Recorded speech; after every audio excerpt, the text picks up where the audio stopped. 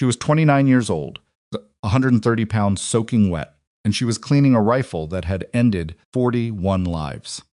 Major General Richard Vance didn't know any of that when he walked into the armory at 4 in the morning and decided she didn't belong there.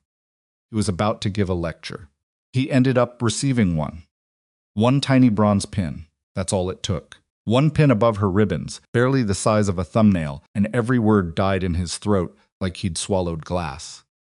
This is the story of Captain Mara Whitmore, and what happened when the wrong man underestimated the right soldier.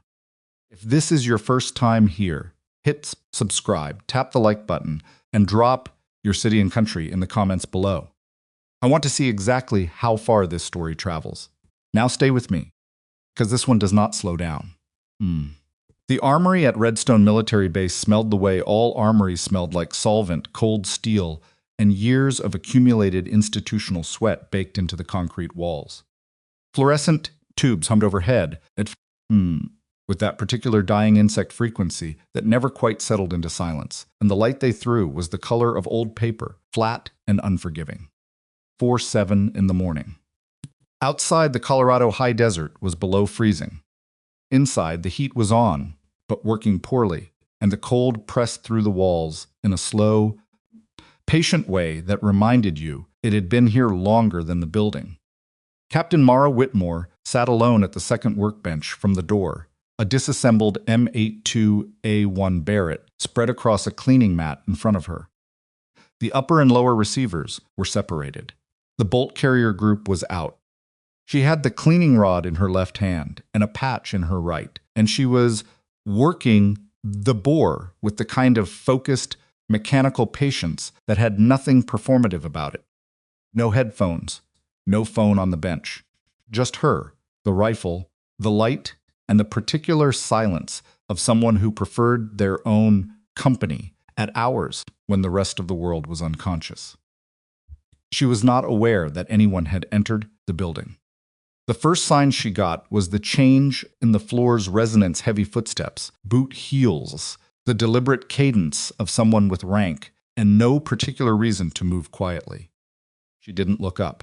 The footsteps stopped 2 feet behind her left shoulder, and the silence that followed had weight in it, the kind that preceded a comment. She kept working the bore. Captain. She set down the cleaning rod, turned on the stool. Major General Richard Vance stood in the armory doorway with his cover under his arm, his dress uniform immaculate even at this hour, because men like Vance didn't own a version of themselves that wasn't dressed for inspection. He was 53, silver at the temples, with the kind of face that had been handsome once and had since traded that for something more useful authority. He had the build of a man who had once been genuinely fit and had maintained enough of it to still be physically imposing without being the thing itself anymore. His eyes went to the Barrett on the bench, then to her. So she stood, not snapping to just standing. Clean, contained. Vance looked at the rifle again. An M82A1 was not a standard captain's instrument. It was a 38-pound anti-materiel rifle chambered in 0.5 BMG, with an effective range that approached 2,000 meters in trained hands and an MSRP that made procurement officers nervous. It was the kind of weapon that required a specific authority signature to check out of inventory, and he had not personally authorized any such signature tonight. You checked that out yourself? Yes, sir. On whose authority? Mine, sir. He let the pause do some work. It was a technique he'd been using it for 30 years. Most people filled silence with explanation. Explanation became rambling. Rambling revealed vulnerability. He waited. She didn't fill it. He glanced at her name tape Whitmore. This is an anti-materiel platform. What's your background with the M82? I'm familiar with it, sir. That's not what I asked. She met his eyes.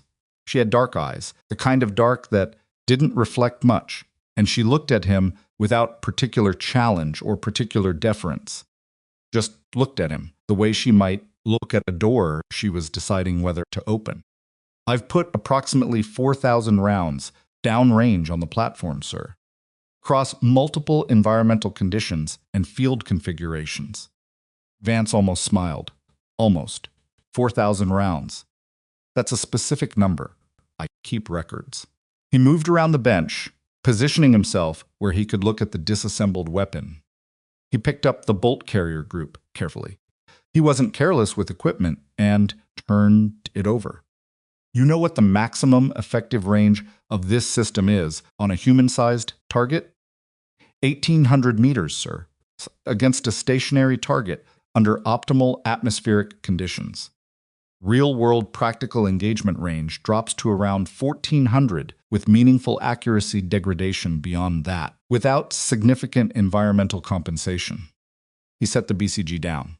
His expression hadn't changed, but something behind it had shifted very slightly, the way a scale tips before you see the needle move. You're aware of the maintenance protocol for the Barrett's barrel assembly? Chrome-lined barrel, effective round count before replacement is approximately 1,500 to 2,000, depending on load and chamber pressure variance. The barrel on this specific rifle, she nodded at the disassembled weapon, has logged 840 rounds since last barrel service, which puts it well inside safe operating parameters.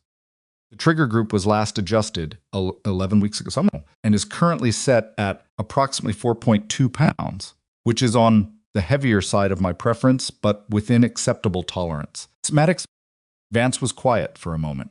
He had walked in here intending to have a straightforward conversation with what he'd assumed was a junior officer who had overstepped, borrowed equipment above her pay grade, probably wanted to impress someone, possibly didn't understand the liability implications.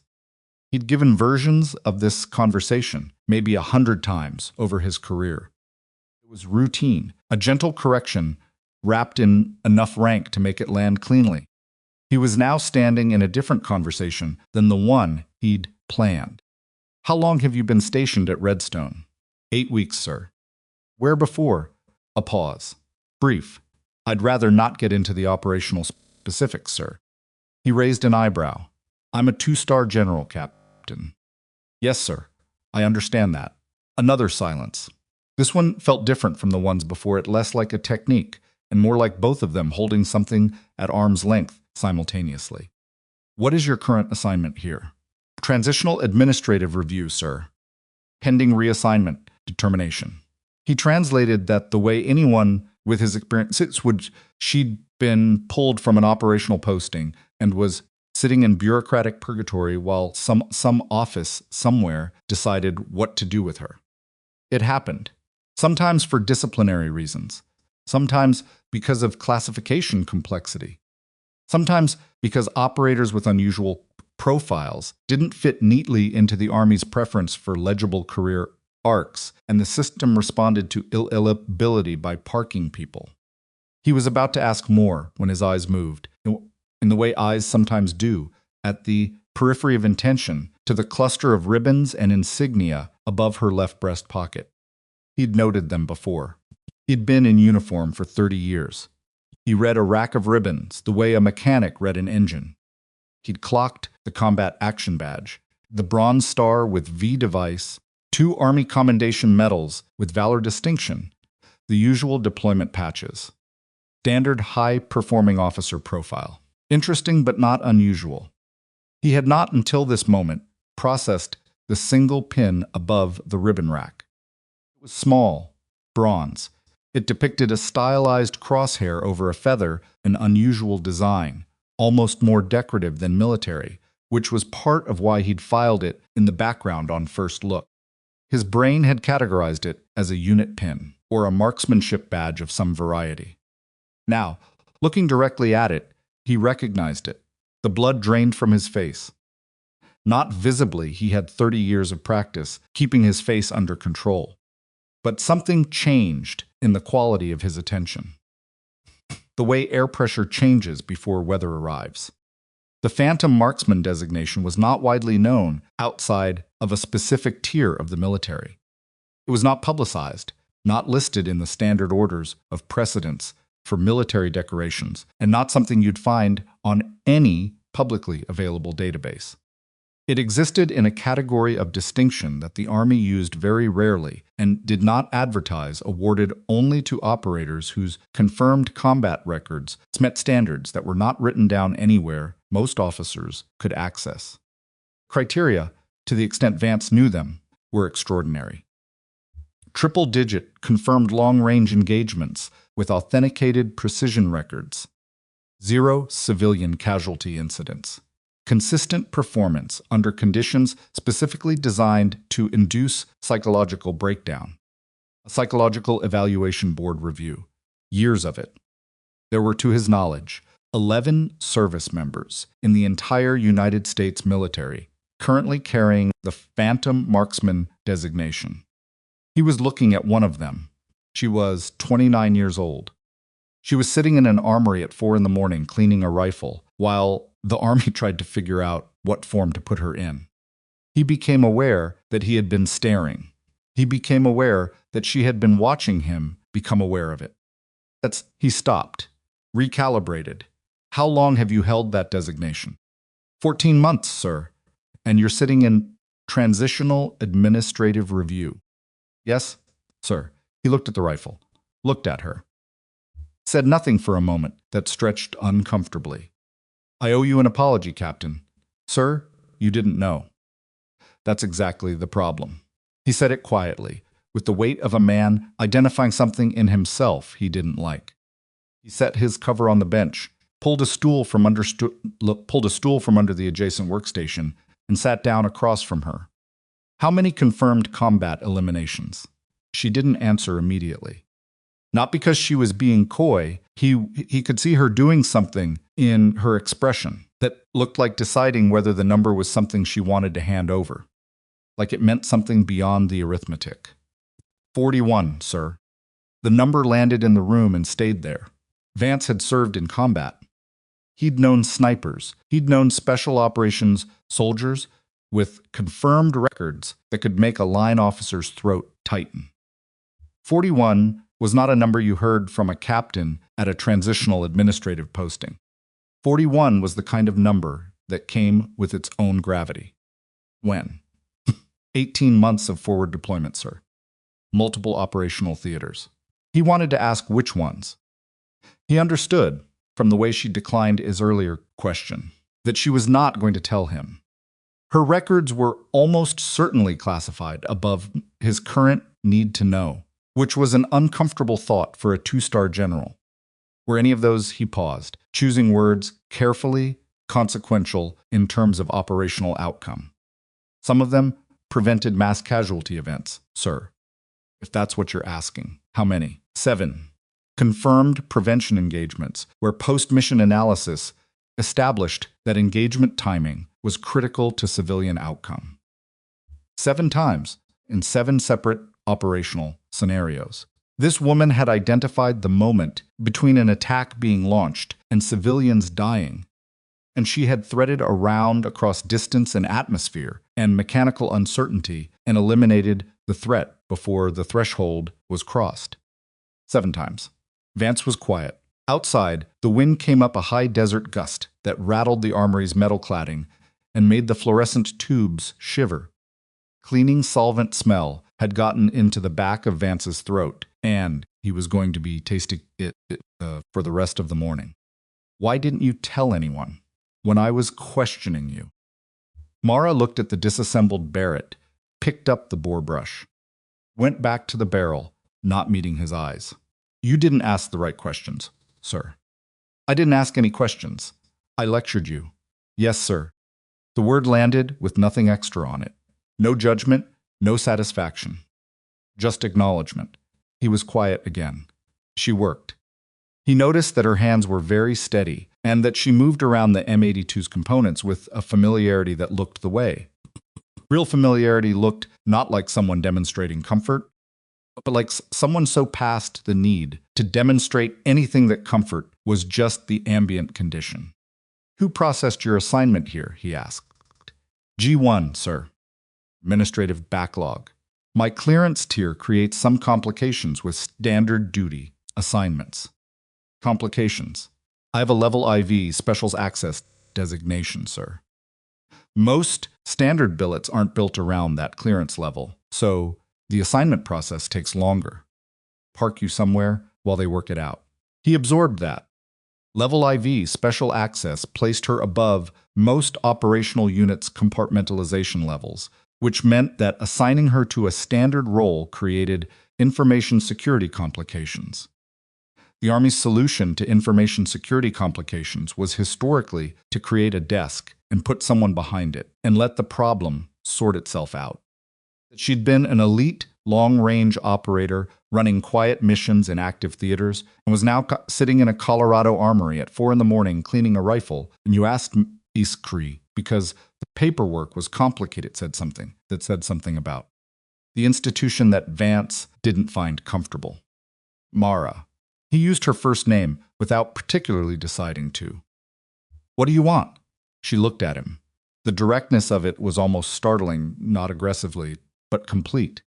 No filter between the look and whatever was behind it. Right now, sir? I want to finish cleaning this rifle and get 4 hours of sleep before PT. He almost smiled. Almost, and beyond that, a pause. She set the cleaning rod down, looked at the rifle. I want to do work that matters, sir. That's always been the only thing. I don't need the recognition. I need the work. Vance stood up, retrieved his cover from the bench. He looked at her for a moment longer than was professionally necessary, trying to organize what he was looking at into something that made sense within the frameworks he carried. It didn't quite fit, and he suspected that was the point that she'd spent a career not quite fitting, and had long since stopped trying. Finish your maintenance, Captain. I'll want to see your full service file in the morning. My full service file will require a clearance submission, sir. I'm aware of that. He moved toward the door, stopped, turned back. For what it's worth, you're right. I didn't ask the right questions. He considered his next words. I won't make that mistake again. She nodded, went back to the bore. He left. The armory settled back into its fluorescent hum. The wind came again, heavier this time, shaking the walls. Mara set the cleaning rod down and sat for a moment, with her hands flat on the bench, the disassembled Barrett spread between them like a language she'd spent her whole life learning to speak. Picked up the bore brush, started again. The next 3 days moved the way days moved in administrative limbo, slowly, with the particular quality of time that wasn't quite counted. Mara's routine was disciplined in the way that routines become when discipline is the only structure available. PT at 536 miles, at a pace that put most of the unit's younger officers half a step behind without her trying. Breakfast alone. Administration building from 800 to 1,700, working through review paperwork that consisted largely of forms, referencing other forms. Range time in the afternoon when she could get it, which was whenever she could persuade the duty officer that the range scheduling system had gaps she was authorized to fill. She was not difficult. She was not demanding. She asked for almost nothing, which had the effect she'd noticed over the years of making people slightly uncertain about her. An officer who complained and pushed and maneuvered was legible. You could work with that or against it. Someone who asked for nothing and seemed to find exactly what she needed anyway was harder to categorize. The base ran its normal rhythms around her. The precision rifle team trained at the 500-meter range Tuesday and Thursday mornings. Vance's office was in the command building's east wing, visible from the administration building's second floor, and she noted without particular analysis that his light was on both mornings before she arrived. She did not try to access her service file or find out what he was doing with the clearance submission. It wasn't her file to chase. On the third day, the posting went up. She saw it Thursday afternoon, walking out of the admin building after signing the last of the day's paperwork. A duty board notice printed on standard paper, thumbtacked to the information board, outside the orderly room. Precision marksmanship evaluation. Saturday 700 selected personnel report to Range 4 contact. Major Dobbins, unit training coordinator. Below it was a list of 12 names. 11 she didn't recognize.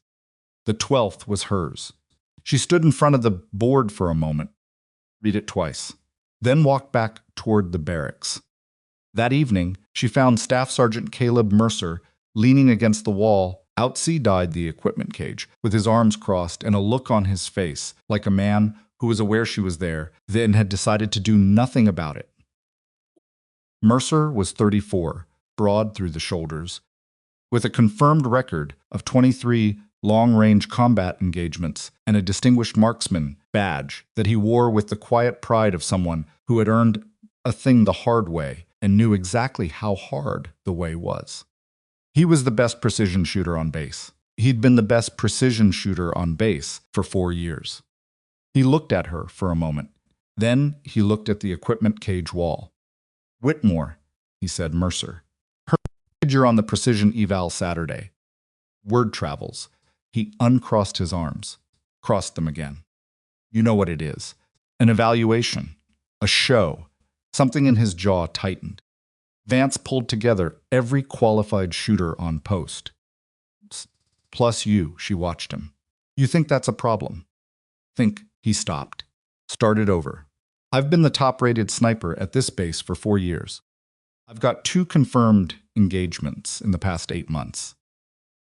I've been training this unit's marksmen since before you got here." He said it without heat, which was almost worse than if there'd been heat. "And you walk in, and suddenly there's a special evaluation, and your name's on the list." "I didn't ask to be on the list." "I know that." "Then what is this?" Quiet. She could see something working behind his eyes, not malice, exactly. Something more complicated and less flattering. The thing that happened to people who had spent years being the best at something, and then stood next to someone who made the years feel smaller. "Just so you know," he said finally, "I'm going to shoot clean Saturday. I'd expect nothing less." He pushed off the wall and walked away. She watched him go. Friday passed. She slept 4 hours, which was usual. Saturday arrived with a cold front that came down from the Rockies overnight and dropped the base temperature into the low 30s before sunrise. The range flags at 500 meters were moving by the time the participants arrived at 650 and by 700. When Major Dobbins called the group to attention, the flags were doing something between a ripple and a snap that made wind calculation nonlinear. 12 shooters. Most arrived with their own rifles, weapons they'd been training with for months or years, personally zeroed, personally fitted, intimate as tools get.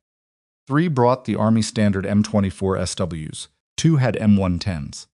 Mercer arrived with a custom-fitted PSR system that he'd been working with for 2 years, and even at distance, you could tell by the way he carried it that the rifle was not a piece of equipment, but an extension of himself. Mara arrived without a rifle. Major Dobbins, a compact man in his mid-40s with an efficient mustache and the manner of someone who measured everything and wrote it down, appeared at her elbow. Captain Whitmore. He said her name with the careful neutrality of a man reading from a list. "General Vance's directive, you'll be shooting the ranges M82. She looked at him. "Which M82? He checked his clipboard. "The Armory's evaluation platform. M82A1. Serial here." He turned the clipboard toward her. She read the serial number. It was not the rifle she'd cleaned Monday morning. When was this rifle last serviced? Dobbins checked. Armory log shows it was inspected and prepared for the evaluation. By who? He checked again. Staff Sergeant Mercer supervised the evaluation prep for all range equipment, sir. She looked at the line on his clipboard, looked across the range at where Mercer was setting up his firing position, 3 lanes to her right, running through a slow and practiced bolt cycle with the easy confidence of a man who had done it 10,000 times. She said nothing. Dobbins moved to the line to begin the brief. She went to her assigned position, picked up the M82 from the rack, and began running her familiarization check. The rifle was real same platform, same basic configuration. Different trigger weight, heavier, maybe 5.5 pounds, versus her preferred 4. Different stock geometry, a half-inch shorter in length of pull than she'd choose. Scope was a loopholed Mk5 in good condition. She checked the zero record on the log card, last confirmed zero at 800 meters, 3 weeks prior. She cycled the bolt. It moved correctly. She dry-fired twice. Trigger felt heavy but consistent. She did not, at this moment, discover what Mercer had done. The brief ran 7 minutes. Distance, increments. 500, 800, 1,000, then 1,000. 500. 3 rounds at each. Scoring on a standard precision target, the 10 ring, was the standard, but at 1,500 meters with a 0.5 BMG. Dobbins noted, even center mass hits were being scored. Timer running on combined time for the full stage. Wind calls at the shooter's discretion. The first 2 stages were mechanics. Mercer shot clean at 500 and 800 tight groups, fast. She shot clean at 500 and 800. 3 of the other 11 dropped points at 800. Cold was making people hurry, and hurry made you tighten up, and tightening up when you were trying to hold stillness cost you thousandths of an inch that became feet at distance. At 1,000 meters, the wind had made up its mind. Not steady variable was worse than steady. Variable meant you were reading flags and calculating drift in real time and deciding somewhere in the compressed time between breath and trigger whether the call you were making was right. Most of the shooters took extra time at this stage. Most of them shot acceptably. 2 shot excellently. Mercer took his first shot at 1,000 meters and punched the 10 ring. He turned slightly and looked down the line. Found her. She was already settled in. She put 3 shots into 1,000 meters with a rhythm that was almost unsettling in its evenness, not fast, not slow, exactly what the problem required. Spotters called all 3 as center impact. The range went quieter. Not silent people were still working. But the quality of the noise changed the way it does when people are watching something they didn't expect and don't want to look away from. The 1,500-meter stage. Dobbins called a brief hold while the target equipment at distance was confirmed. During the hold, Mara ran a slow field strip of the M82's bolt carrier group, unnecessary for a stage break, but the trigger had felt slightly different on the 3rd shot at 1,000 than on the first 2, and different was information. Pulled the BCG clear, held it in the thin winter light, turned it over, and there it was. The firing pin channel inside the bolt body, where the firing pin seated before it struck the primer, had been abraded. Not dramatically, not catastrophically. Someone who didn't know exactly what they were looking for would call it tool wear. But the pattern was wrong for wear. Wear was irregular. This was deliberate and specific, a fine abrasive tool, probably a rotary stone bit, run in a controlled pattern inside the channel at an angle that would create inconsistent firing pin seating. It wouldn't fail. The rifle would fire. But the firing pin's energy delivery would be unpredictable, sometimes full, sometimes fractionally dampened, meaning primer strike pressure would vary round to round, meaning velocity would vary, meaning point of impact at 1,500 meters could shift. Could shift by enough. 30 seconds remained on the hold timer. She reassembled the BCG, seated it, closed the bolt. She could feel the imperfect catch as the bolt came forward, not dramatic, barely perceptible. The difference between a clean engagement and an engagement with a hair of friction added at the hair pushin, the worst possible moment. She set up in position. Mercer was 3 lanes right. He'd already settled. She could see his back, the absolute stillness of a trained shooter in pre-shot routine. 20 seconds. She read the flags. The 500-meter flags were showing a right-to-left drift, maybe 8 miles per hour, with variation. The 1,000-meter flags farther out, harder to read, were moving at a different rate, different angle. At 1,500 meters, she couldn't see the flags directly from her position. She was reading the mirage, the thermal shimmer, visible through the scope at distance, and interpreting the shimmer's drift and angle to calculate what the wind was doing at the target. The mirage was moving, not fast, diagonally, right to left, with a slight upward component that suggested layered crosswind. She added the firing pin uncertainty velocity variance that she estimated at roughly 25 feet per second if the abrasion was what it looked like, and worked backward through the ballistic calculation. Muzzle velocity nominal on a 0.5 BMG at this temperature was approximately 2,750 FPS. 25 FPS variance meant a point of impact shift at 1,500 meters of approximately 5 to 6 inches. She'd need to center her hold deliberately inside the 10 ring's upper left quadrant to hedge the variance. The timer reached 0. Stage live. She chambered the first round. Catch she'd felt on dry cycle was there again on the live load, a slight grinding engagement, a fraction of a second more resistance than clean. She exhaled it away, settled. The wind flags at 500 meters showed the lull she'd been waiting for. At distance, lulls traveled if she timed it right. She'd get cleaner air at 1,500 meters 4 to 6 seconds after the near-range lull began. She tracked the flags, watched, read the mirage. The near-range flags softened. She held inside her natural respiratory pause, placed the crosshairs at the upper left quadrant of the 10 ring. Let half a breath go, squeezed. The M82 fired with the recoil impulse of something that was fundamentally not playing games. It pushed back through the stock into her shoulder with a force that had to be absorbed rather than resisted, and she stayed behind the scope, recovering, finding the target. The spotter called it. Green, 10 ring, upper left center. She absorbed that. She'd called the variance right.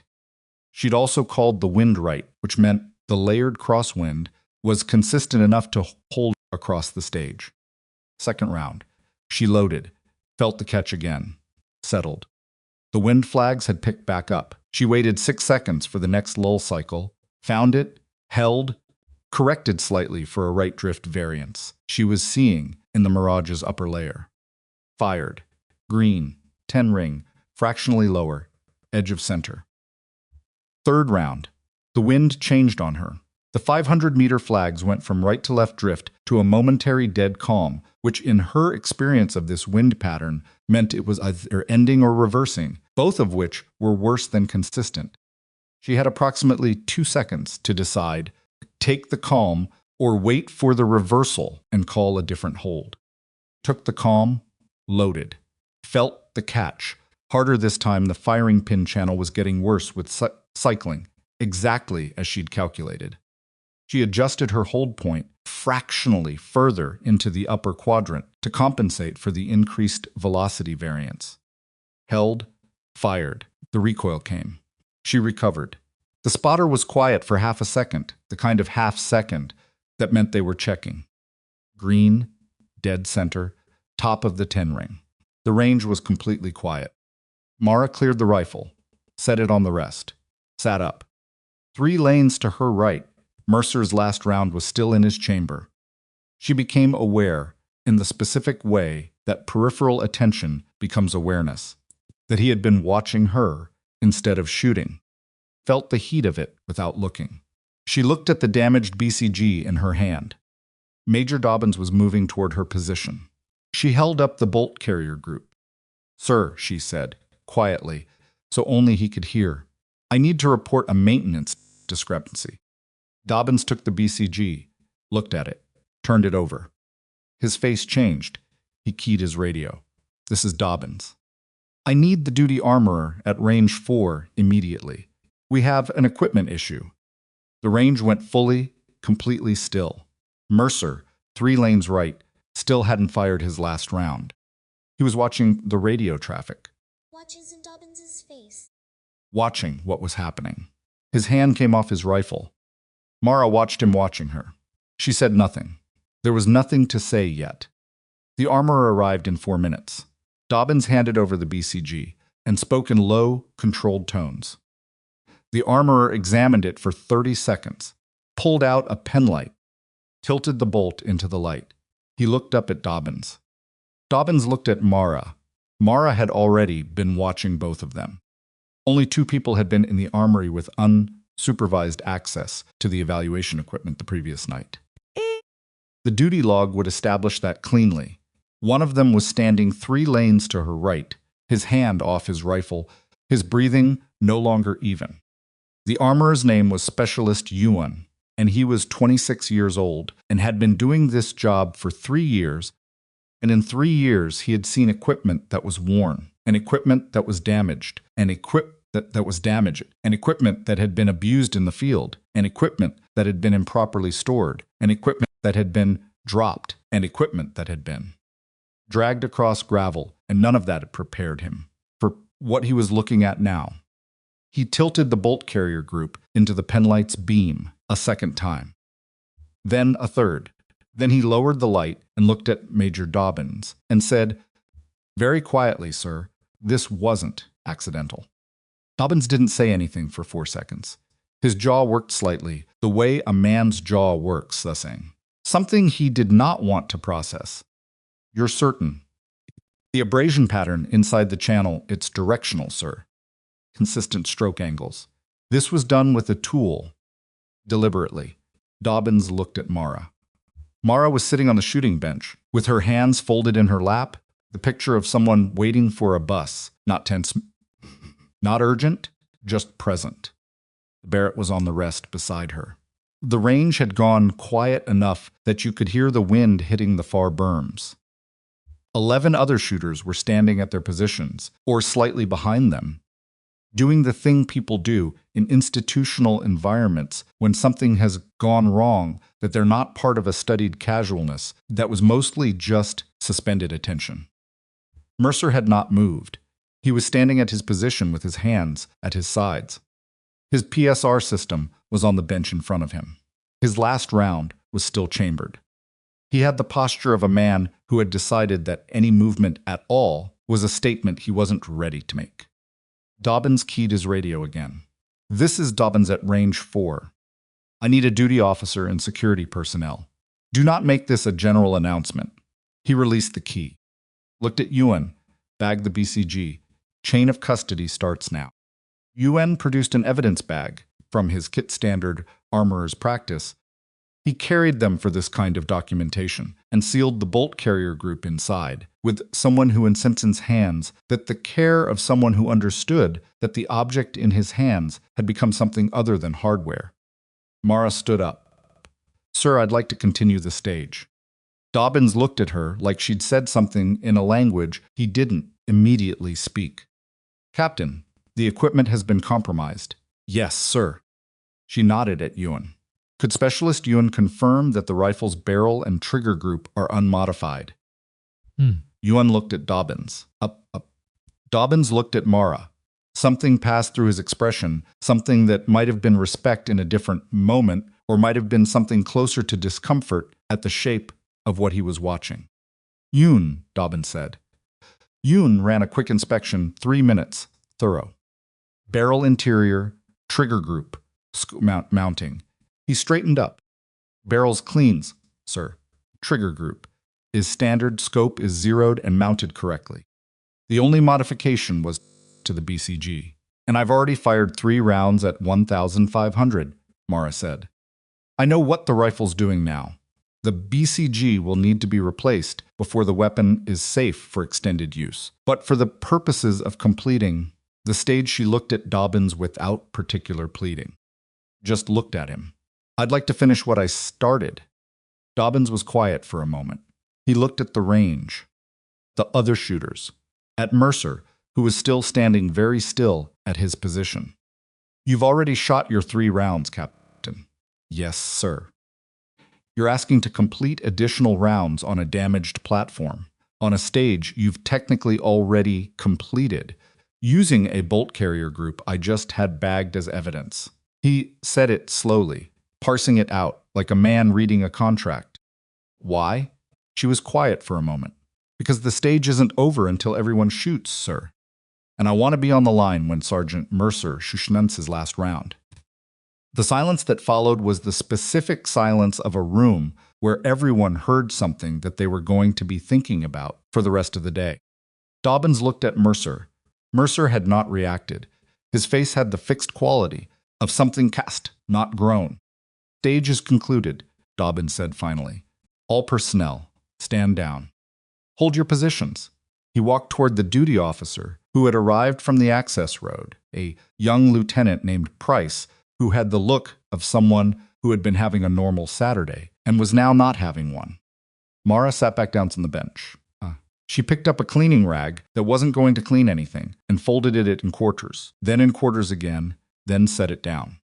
Looked at the target board at 1,500 meters too far to read the impacts from here without optics, but she knew where they were. 3 rounds, all green. On a sabotaged rifle she'd been handed 40 minutes ago, in a crosswind she'd been reading for 20. She did not feel triumphant. She felt tired in the way she always felt after a stage, a specific depletion that lived in the place where concentration had been. Like a room where a fire had burned and now just had the warmth left. The problem with what had happened with Mercer, with the BCG, with all of it, was that she understood it. That was the uncomfortable part. She understood exactly where it came from, the logic of it, the particular desperate arithmetic of a man who had built his entire professional identity around one capability, watching that capability be made smaller by proximity to someone who had more of it. It wasn't right. It was human. The two things could both be true. She heard Mercer being called away from the line, heard Lieutenant Price's voice, quiet and official. Heard Mercer answer one word, then nothing. She didn't watch. The range personnel went about their business with the controlled efficiency of people who had been trained to professionalize chaos. Yoon secured the evidence. Price radioed the command building. The other 10 shooters were released to stand down with instructions to remain available. Dobbins moved between all of it with his clipboard and his mustache and his careful, neutral face, documenting. Mara walked back to the equipment cage, cleared her kit, signed the checkout log. The duty driver offered her a ride to the barracks. She told him she'd walk. The walk back from Range 4 was 1.5 miles, which at the base's elevation in early winter was 20 minutes of cold air and the smell of dry grass and the peculiar sound that a military installation made on a Saturday morning distant vehicle traffic, a helicopter somewhere south, compressed quiet of institutional space between shifts. She walked with her hands in her jacket pockets, and her eyes on the middle distance, doing the kind of nothing that was actually processing, though from the outside it was indistinguishable from someone taking a walk. She had 6 missed calls on her phone, 3 from her father, who called every Sunday and sometimes Saturday when he was feeling something he didn't have language for and needed to hear her voice instead of finding words. 1 from a number she didn't recognize, which would turn out to be administrative. 2 from a number she recognized but hadn't answered in 4 months, her former team leader, a chief warrant officer named Dex Hargrove, who had a habit of checking in that she appreciated more than she communicated. Called none of them back. The barracks was quiet. She showered, changed, ate a protein bar standing at the window while watching the motor pool below. Someone was having trouble with LMTV's starter. She could hear the grinding catch of it from here, 2 floors up, the same catch and fail rhythm, 3 times before it turned over. She thought about Mercer, not in a sympathetic way. Not in an angry way either. Just the way you thought about a problem you were going to be handed, whether you wanted it or not, with the particular attention you brought to things that required accuracy. He was good. He genuinely was. 23 confirmed engagements was a real record, earned across 2 overseas deployments with a unit that didn't hand out credit easily. His distinguished marksman badge was legitimate. His 4 years as the top-rated precision shooter at Redstone were real years, real work, real results. The instruction he'd given the unit's marksmen had produced demonstrably better shooters. She looked at the training records her second week here, because she was the kind of person who read training records. Problem was not his capability. The problem was what happened to a person who built their whole architecture of self around a single thing and then watched that thing stop being the largest version of itself in the room. She had seen it happen to men who were better than Mercer. It was a specific structural failure, not moral exactly, though it produced moral failures. More like load-bearing. Take out the right support, and it didn't matter how strong the rest of the structure was.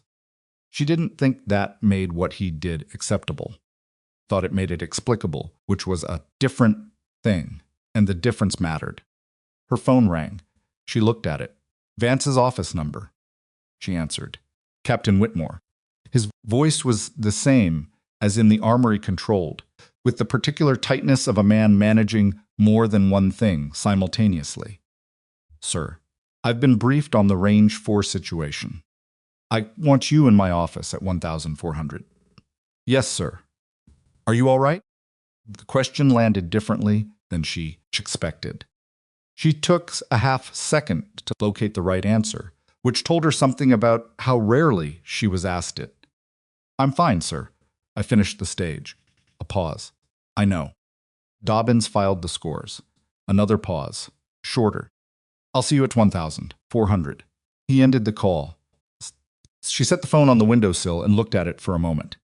Outside, the LMTV had finally turned over and was running now, diesel smoke coming off it in a thin plume that the wind took apart immediately. Vance's office was the kind of office that communicated rank without trying to not ostentatious, but definitively settled. Furniture was standard government issue, but it had been arranged with enough intention to feel like choices had been made. Flags in the corner. A framed topographic print of terrain she didn't immediately recognize on the wall behind his desk. A family photograph turned slightly inward, the way people turned photographs when they wanted them present but not on display.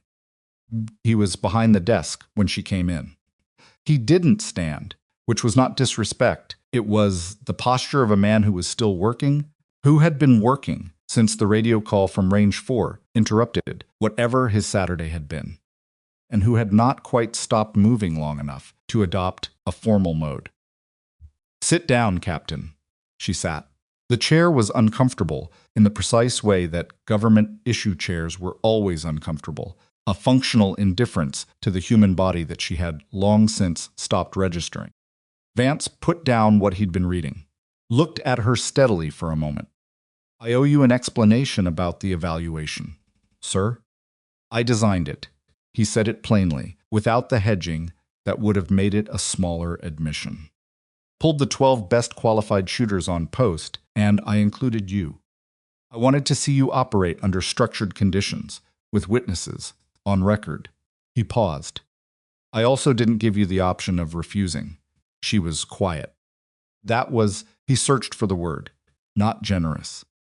No, sir. You could have declined the equipment. You could have flagged the BCG issue at the start, instead of completing the stage. Yes, sir. Why didn't you? She thought about how to answer that. There were several answers, and some of them were more comfortable than others, and she didn't particularly feel like giving him a comfortable one. Because stopping would have looked like the rifle was the problem, she said. And I didn't want anyone to be able to say afterward that I stopped because I couldn't handle the conditions.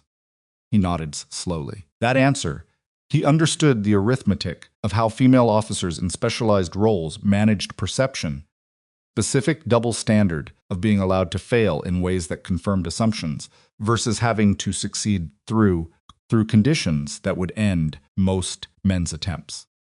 Armour's report confirms deliberate modification, he said. Price has Mercer in an interview room right now. He's cooperating. The pause before the word told her cooperating was a euphemism for something that looked like a man coming apart at the seams. He'll face UCMJ action. Article 134, willful destruction of government property, and we're looking at potential obstruction charges, depending on how the investigation develops. Yes, sir. Is there anything you want to say about that? She looked at him. What would you like me to say? Whatever you actually think. She considered that. He's a good shooter who built his whole identity around being the best one in the room.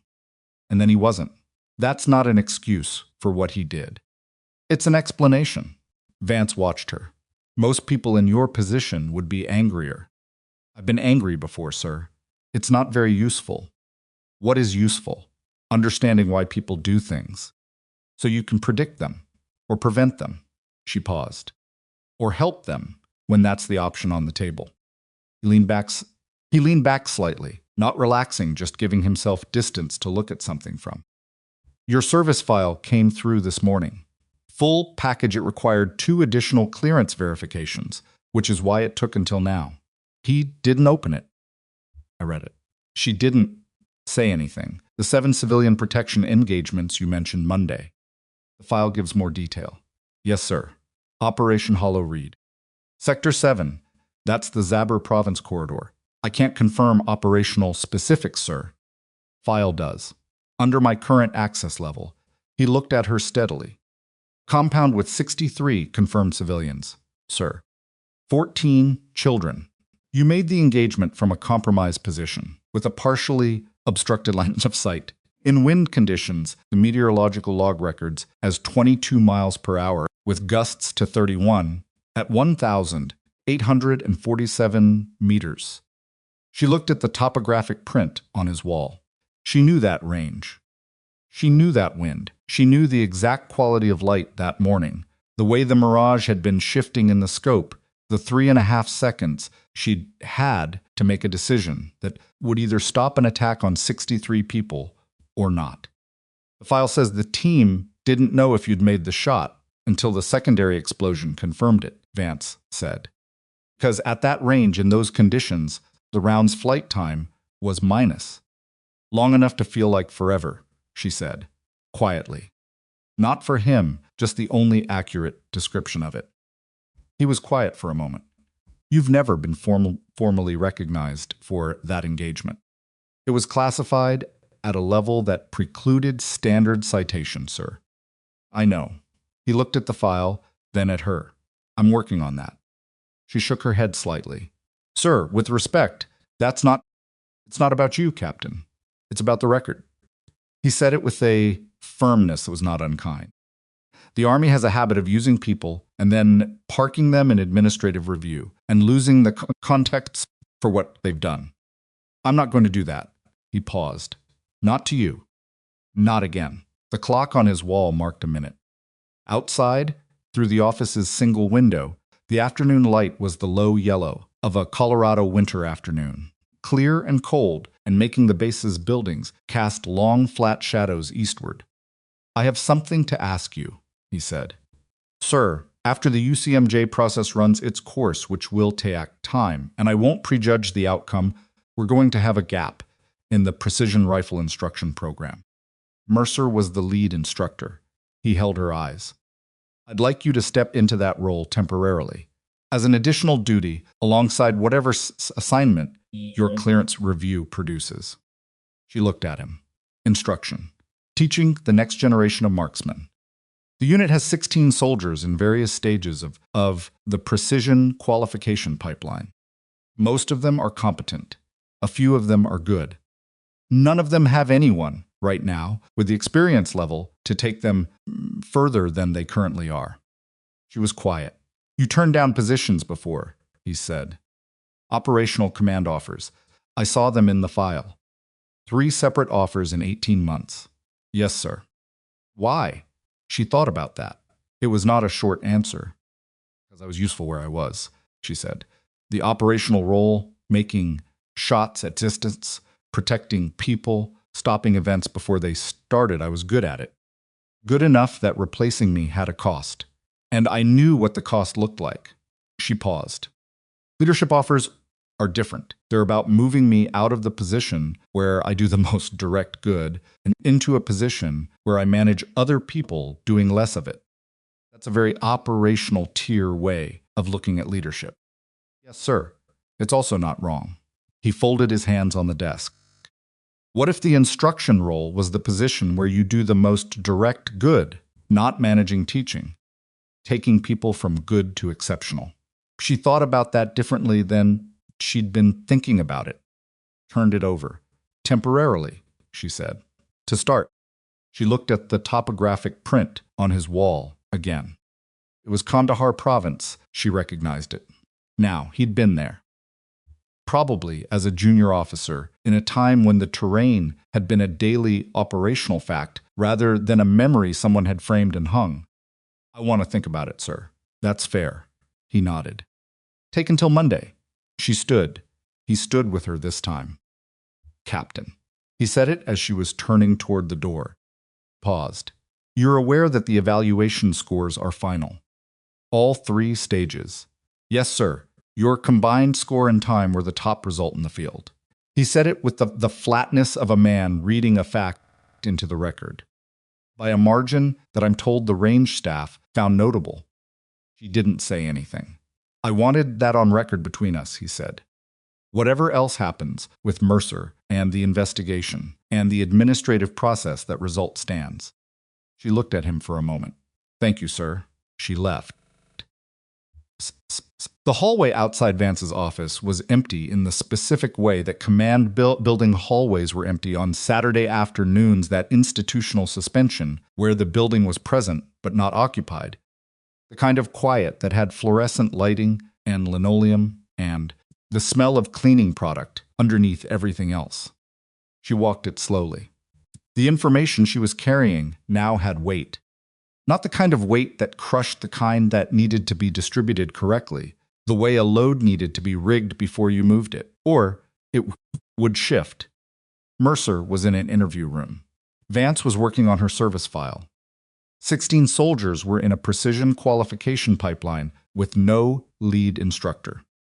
The UCMJ process would take weeks, possibly months, and in the meantime, the pipeline would either stall or be handed to someone with less experience to run, which meant the soldiers in it would get less than what they needed. She pushed open the exterior door. The cold hit her. It was past 1,500 now, and the temperature had dropped another 4 degrees since morning. Her breath came out in a thin cloud and dissipated immediately. She walked toward the barracks, past the motor pool where the LMTV was parked and silent now, past the range access road that turned south towards the 500-meter line, past the information board outside the orderly room, where the precision evaluation notice was still thumbtacked, fluttering slightly in the edge of the wind. She stopped. Read it again. Her name, 12th on the list. The simple administrative fact of it, Whitmore, M, Site P among 11 others, in 12-point font on a piece of paper that had been put up Thursday and had already served its purpose. She thought about what Vance had said, taking people from good to exceptional. She thought about what that actually looked like, not the abstract idea of it, but the practical daily weight of it. Standing behind a shooter at the 800-meter line and knowing, from the way their shoulder was sitting, that they were going to pull left on the trigger, and finding the right thing to say that would let them discover that themselves instead of just being told. Watching someone fail a stage they'd been failing for 3 weeks, and figuring out whether the failure was mechanical or psychological, or something else, something deeper, something that had to be reached differently. She had learned under people who were exceptional, and not many exceptional people were rare by definition. And the Army did not always put them in instruction roles, and she had not always been in postings where instruction happened. But the few she'd learned from had left specific marks. Things she still did, or avoided, or understood about herself, because of specific moments in specific ranges with specific words that had been said in specific ways at the right time. She unpinned the evaluation notice from the board, folded it once, put it in her jacket pocket. She didn't know yet what that meant, but she kept it anyway. The interview room where Mercer was sitting was in the security building on the base's north side, a room Mara had never been in but could have described accurately from the institutional logic that made all such rooms the same concrete block walls painted the color of institutional regret, a table bolted to the floor, 2 chairs, camera in the corner with a red light fluorescent overhead. She wasn't in it, but she knew what was happening inside it, the way you know things that follow a pattern you've seen before. Mercer was talking. Price had said he was cooperating, and cooperation at this stage. In this situation meant he was explaining. Explaining why. Trying to make the shape of what he'd done make sense to people whose job it was to make sense of it through the framework of law and regulation and military order, which was a different framework than the one in which it had actually happened, the one made of fear and pride, and the specific terror of watching yourself become smaller in your own estimation. She wasn't angry at him. That wasn't the same as forgiving him. It wasn't the same as thinking he shouldn't face consequences. It was just accurate. She had assessed the thing clearly, and anger wasn't the correct response to what she found. He had done something wrong and harmful and deliberate, and the reason he'd done it was human, in the most uncomfortable way, the way that reminded you that harmful things didn't always come from monstrous places. Sometimes they came from ordinary broken ones.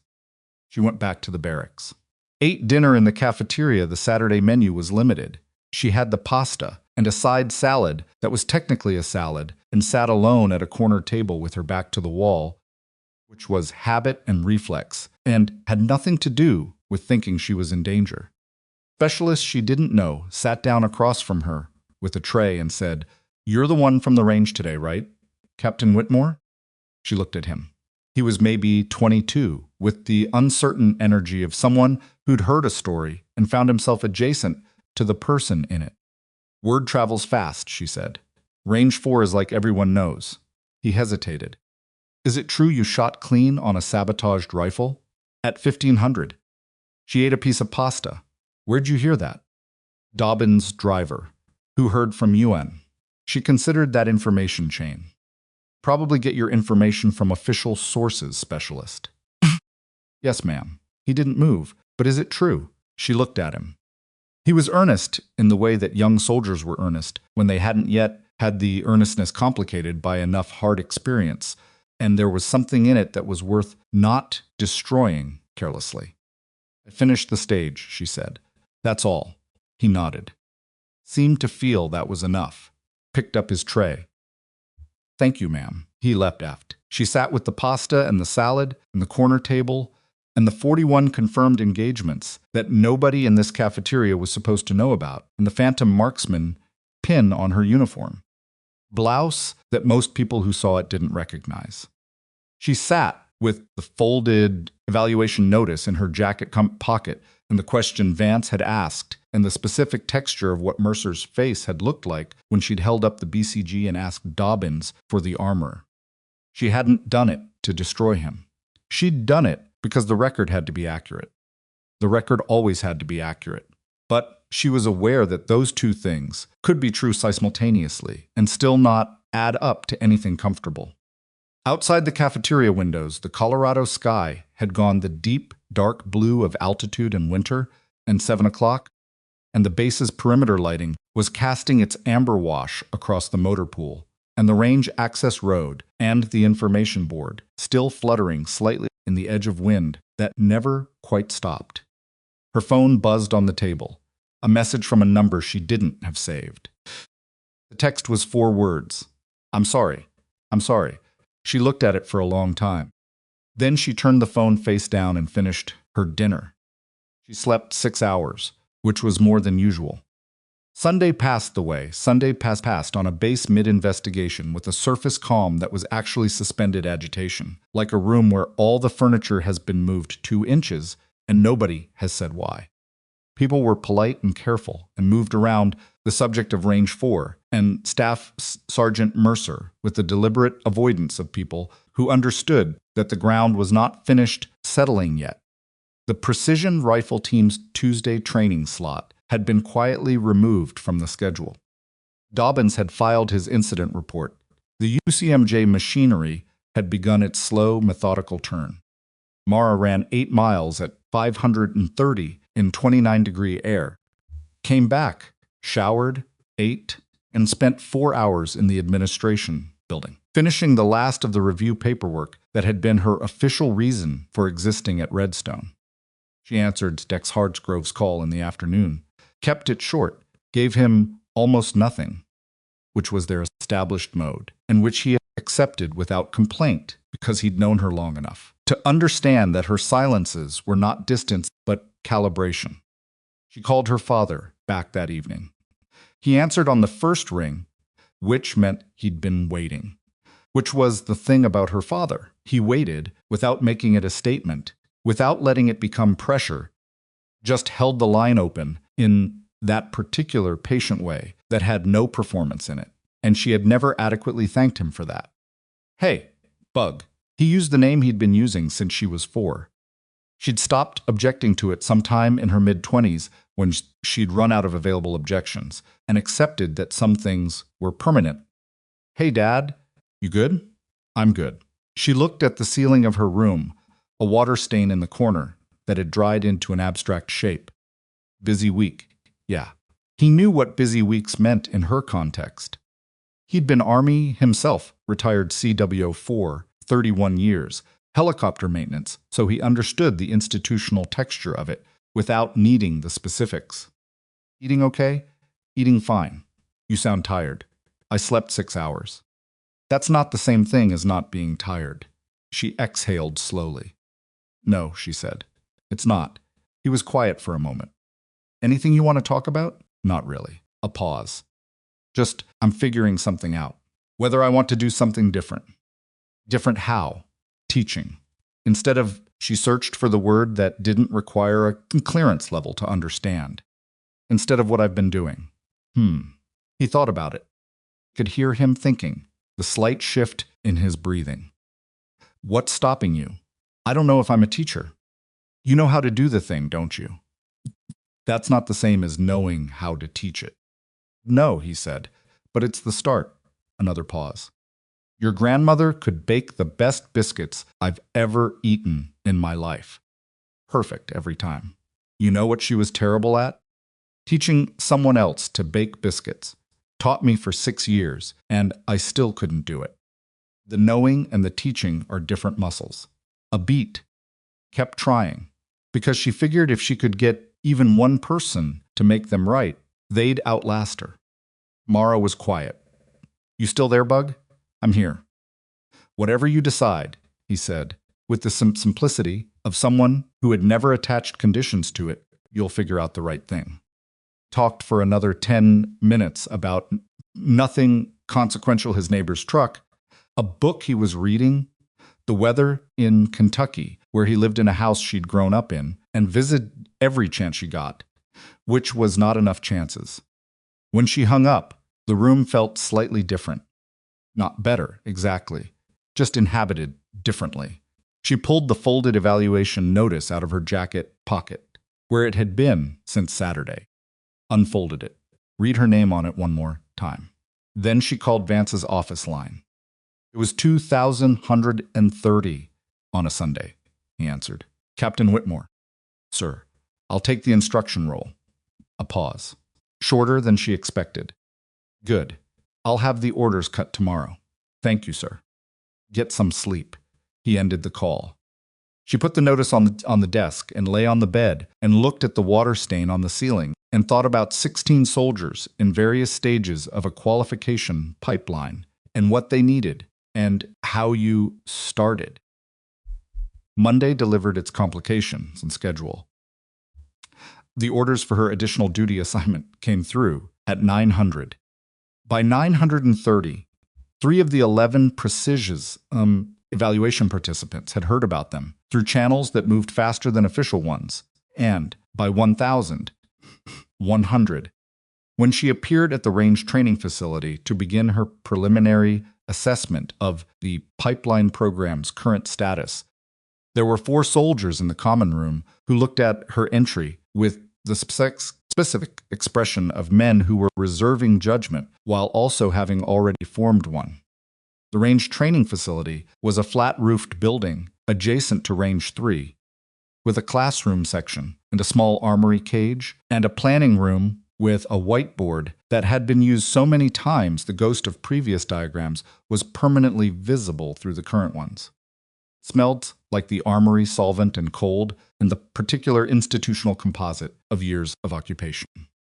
The 4 soldiers in the common room were Sergeant First Class Aidan Cole, 37, the senior NCO in the pipeline program, and the man who had been running day-to-day instruction alongside Mercer, Sergeant Daria Reyes, 28, 2 years in the program, consistently near the top of her qualification cohort, Specialist Tomas Garza, 24, who had the hands and the patience, but was fighting something in the psychological component that she'd need to get closer to before she understood, and Private First Class Kevin Dult, 21, who was the youngest in the pipeline and had been there 6 weeks and still carried the posture of someone who was not sure if he belonged.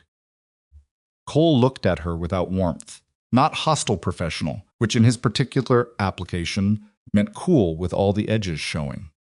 Captain Whitmore. He didn't stand. She noted it. Noted also that the others took their cue from him and stayed seated. Sergeant Cole. She looked around the room. 4 faces. Reserving judgment, having formed it. I know you've heard about the assignment. Don't have a speech for you. What I have is Monday morning and the program's training records, which I've already read, and some questions about where you are in the qualification cycle. Cole folded his arms across his chest. He was built like someone who had been lifting weight. For so long it had become structural, dense through the shoulders, with a face that had been outdoors for most of its life, and showed it.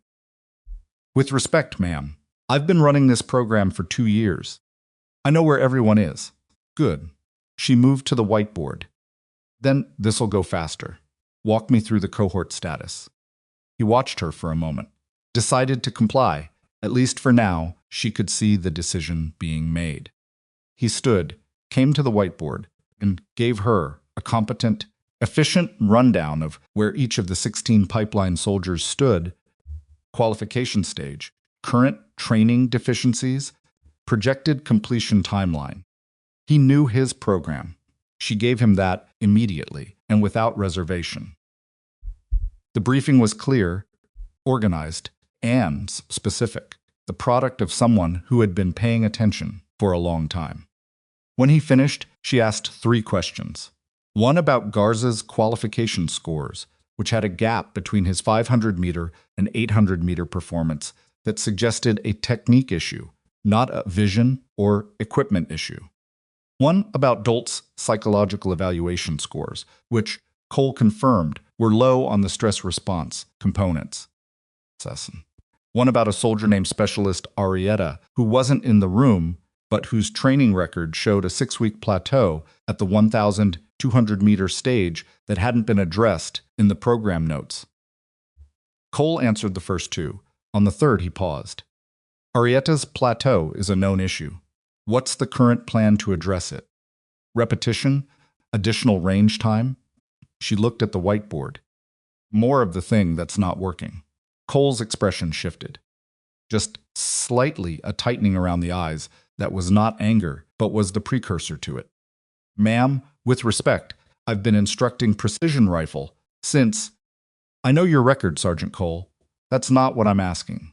She kept her voice even, not aggressive. I'm asking what we know about why Arietta is plateauing. Mechanical cause, psychological cause, environmental sensitivity. What do we know? Pause. She tends to rush the shot at extended range. Why? She's under pressure at that stage. What kind of pressure? Stopped. The question was one that hadn't been fully asked. She could see that in the way he stopped, not evasion, but the genuine halt of someone encountering a query they hadn't processed completely. I'd want to talk to her, Mara said, before Friday's range session. Can you schedule that? Yes, ma'am. Good. She turned to the four in the room. I'm not here to take this program apart. What's been built here works. The qualification rates are above the Army standard, and that's Sergeant Cole's work and yours. She looked at Cole directly. I'm here to add something that's been missing. Whether that's useful to you is something you'll decide over time, and I'm not going to ask you to trust me before I've earned it. She picked up the dry erase marker and wrote one word on the whiteboard: adaptation.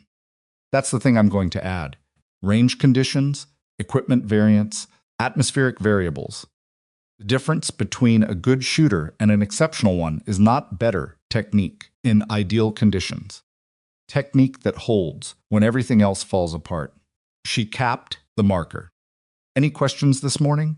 Silence. Then Reyes, from the corner, said, Is it true you shot clean at 1500 on a damaged platform? The room shifted. Cole looked at Reyes with the expression of a senior NCO processing an unauthorized question. Mara looked at Reyes. Why do you ask?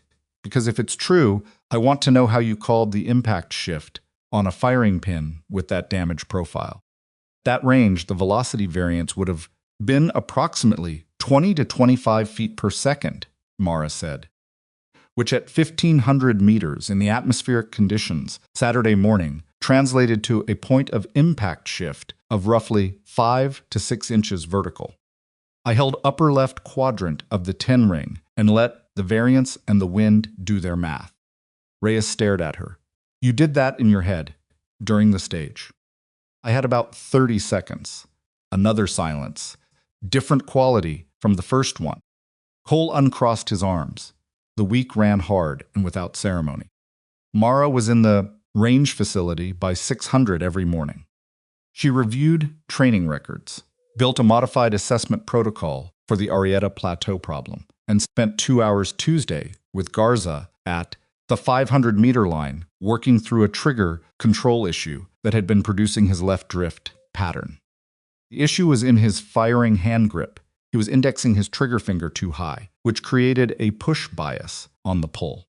It was a common problem that got addressed with repetition drills in most instruction programs, but repetition without awareness just burned the pattern in deeper. She didn't tell him what was wrong. She put a piece of white tape on the target at 500 meters and asked him to call his shot before she spotted it. Called center. The round went left. What did your finger do? She asked. Pulled. How? He thought about it. Reset. Fired again. Called it again. Went left again. She watched his hands. Watched his index finger. On the third shot, she put her finger lightly against the back of his firing hand at the moment of the pull, just a reference point, and the shot went center. He looked at the target. Oh, he said, don't fix it today, she said. Just notice it today. He looked at her. If you try to fix it today, you'll overcorrect and create a different problem. Just notice it.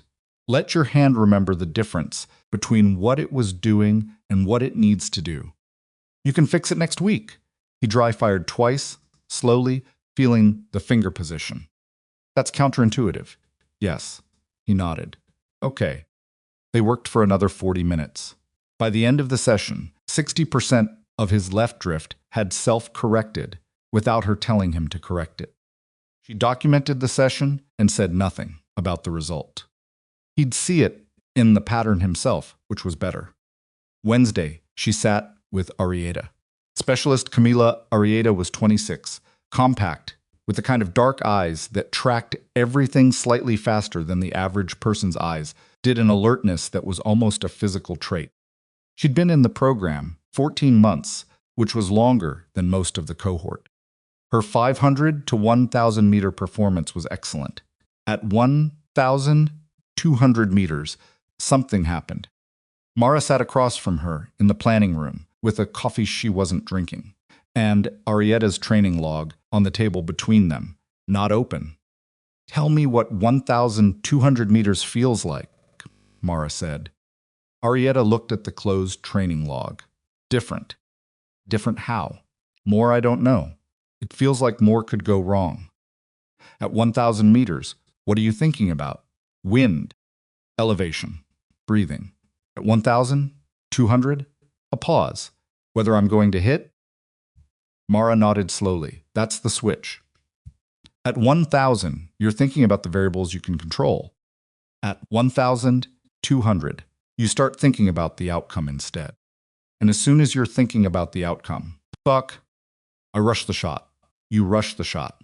Arietta looked at her hands. I know that. Knowing it doesn't fix it. No, Mara said. It doesn't. She paused. What was the worst shot you ever fired in this program? Arietta didn't hesitate. Stage 6 qualification. 800 meters, gusting crosswind. I rushed, pulled right, missed the 10 ring completely. Cole had to mark it a technical fail. What happened right before that shot? The wind shifted right before I fired. I adjusted my hold, and then I second-guessed the adjustment and fired before I'd settled the second guess. And what happened right after it? Not the score. What happened to you? Arietta was quiet for a moment. I wanted to stop. But you didn't. No. You reloaded and fired the next round. Yes. Where did that round go? Arietta looked up.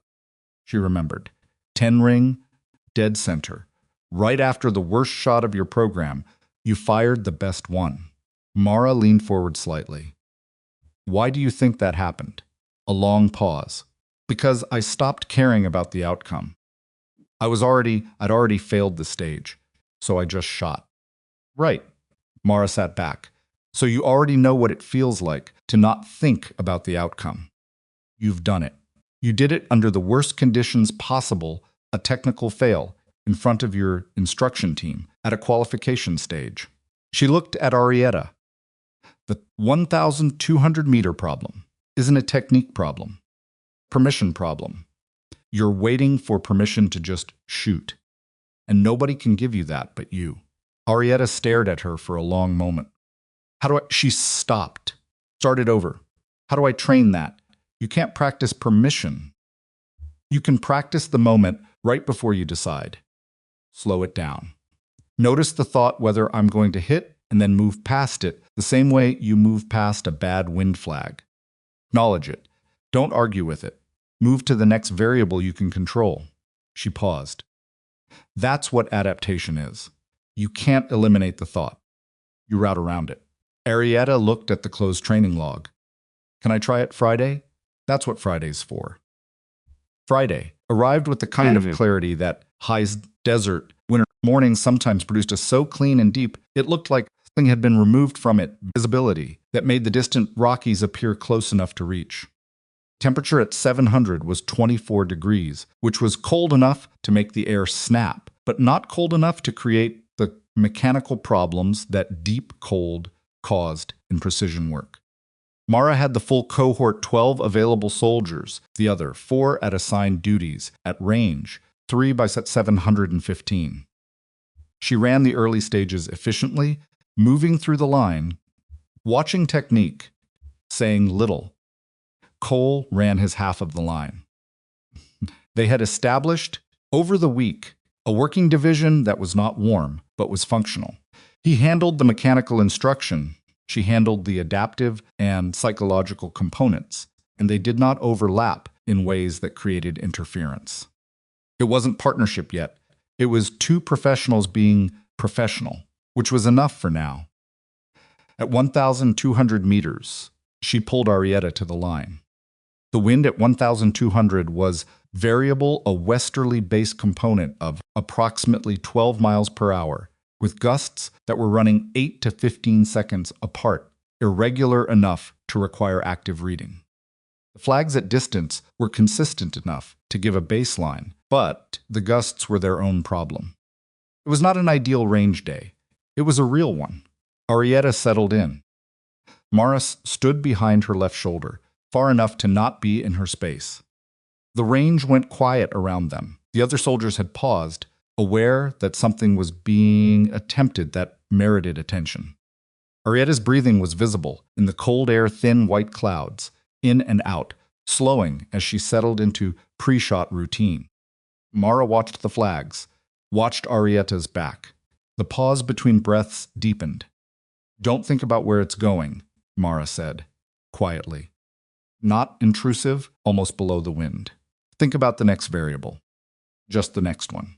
Arietta's back was very still. The flag at 1,000 meters dipped into a lull. Mara tracked it, calculating the travel time to 1,200. 4 seconds. Wind's dropping. You've got a window. Arietta fired. The sound cracked across the range, and the round was downrange before the echo finished, and Mara was already looking through her spotting scope, reading the impact. The radio crackled from the target operator at distance. Green, 10 ring, left center. Arietta let out a breath that had been held for what seemed like longer than one shot. She reloaded, settled. The flags picked back up. She read them. Mara said nothing this time. Arietta fired again. Green, 10 ring. Right of center, very close to first impact. 2 rounds, 6 inches apart at 1,200 meters in a variable crosswind by a soldier who had been failing this stage for 6 weeks. Cole, 10 meters to Mara's left, had stopped running his half of the line. He was watching. Arietta reloaded for the 3rd round. Her back was different, now not tighter, the opposite. Somethings had released in the set of her shoulders, a fraction of an inch of dropping that was not slumping but settling. The difference between bracing and being ready. The flags gusted. She waited.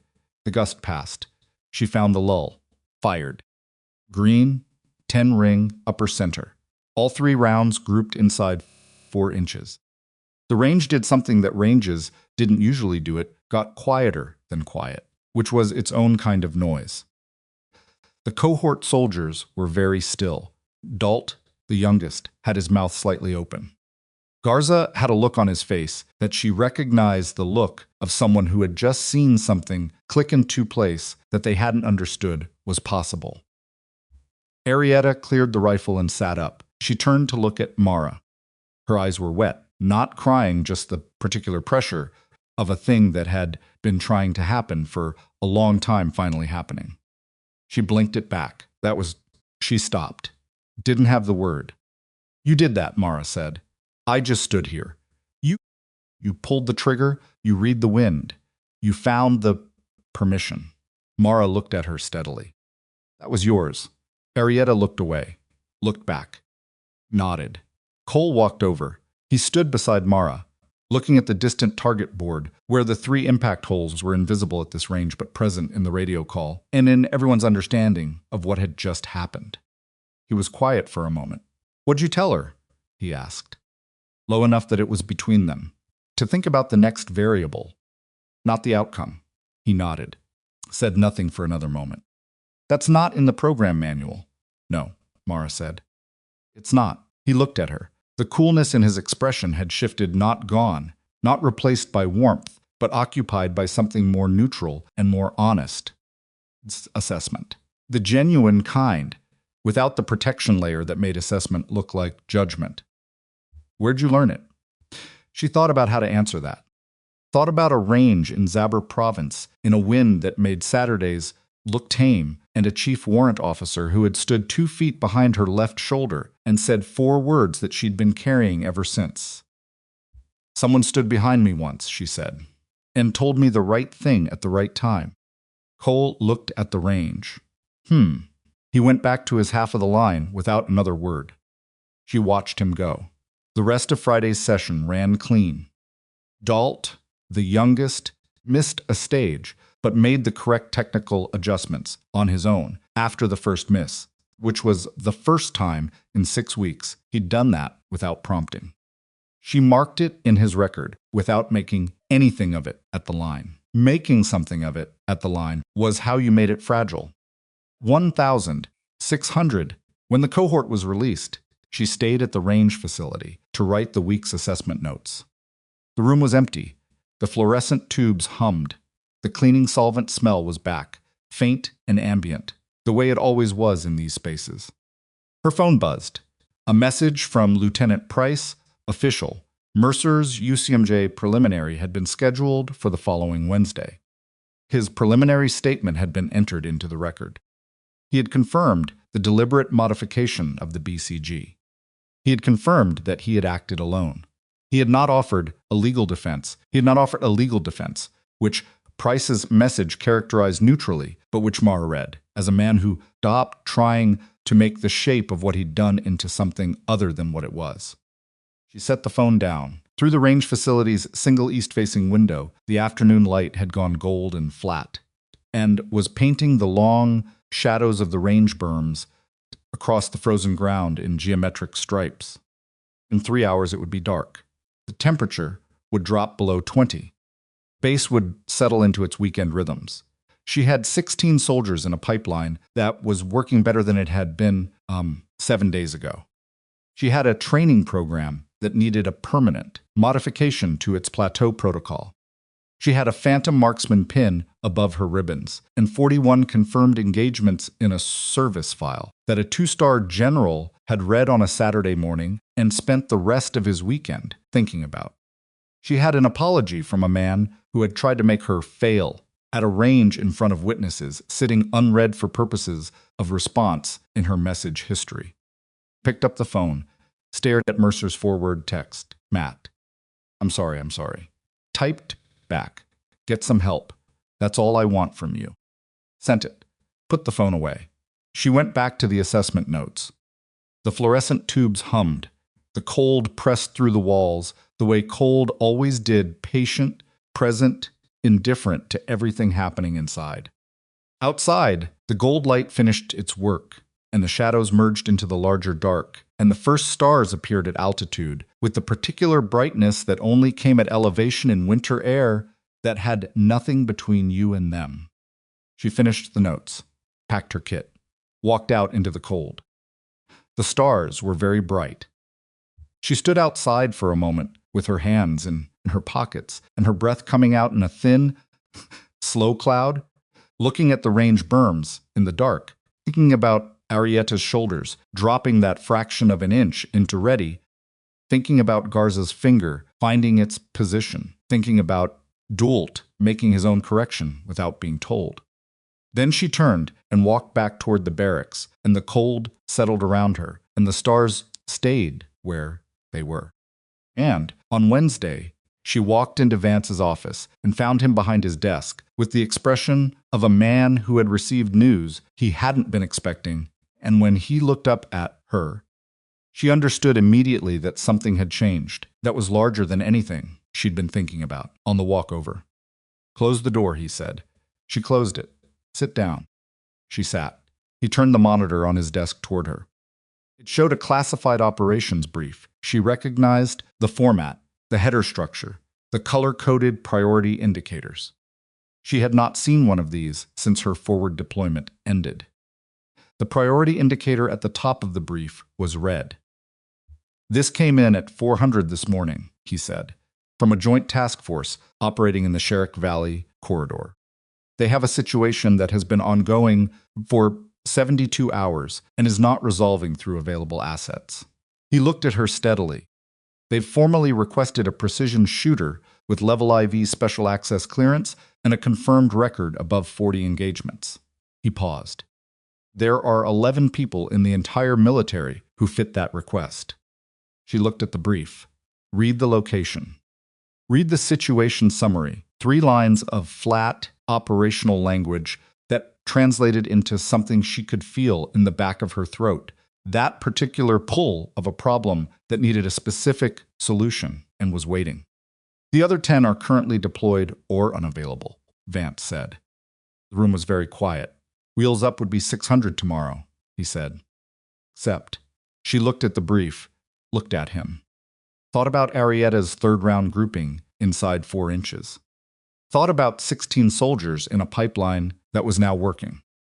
Thought about the modification to the plateau protocol she hadn't finished writing yet. How long, she asked. Unknown. The situation is fluid. Best estimate is 10 to 14 days. Could be longer. She looked at the red priority indicator. What happens to the pipeline program while I'm gone? Cole runs it.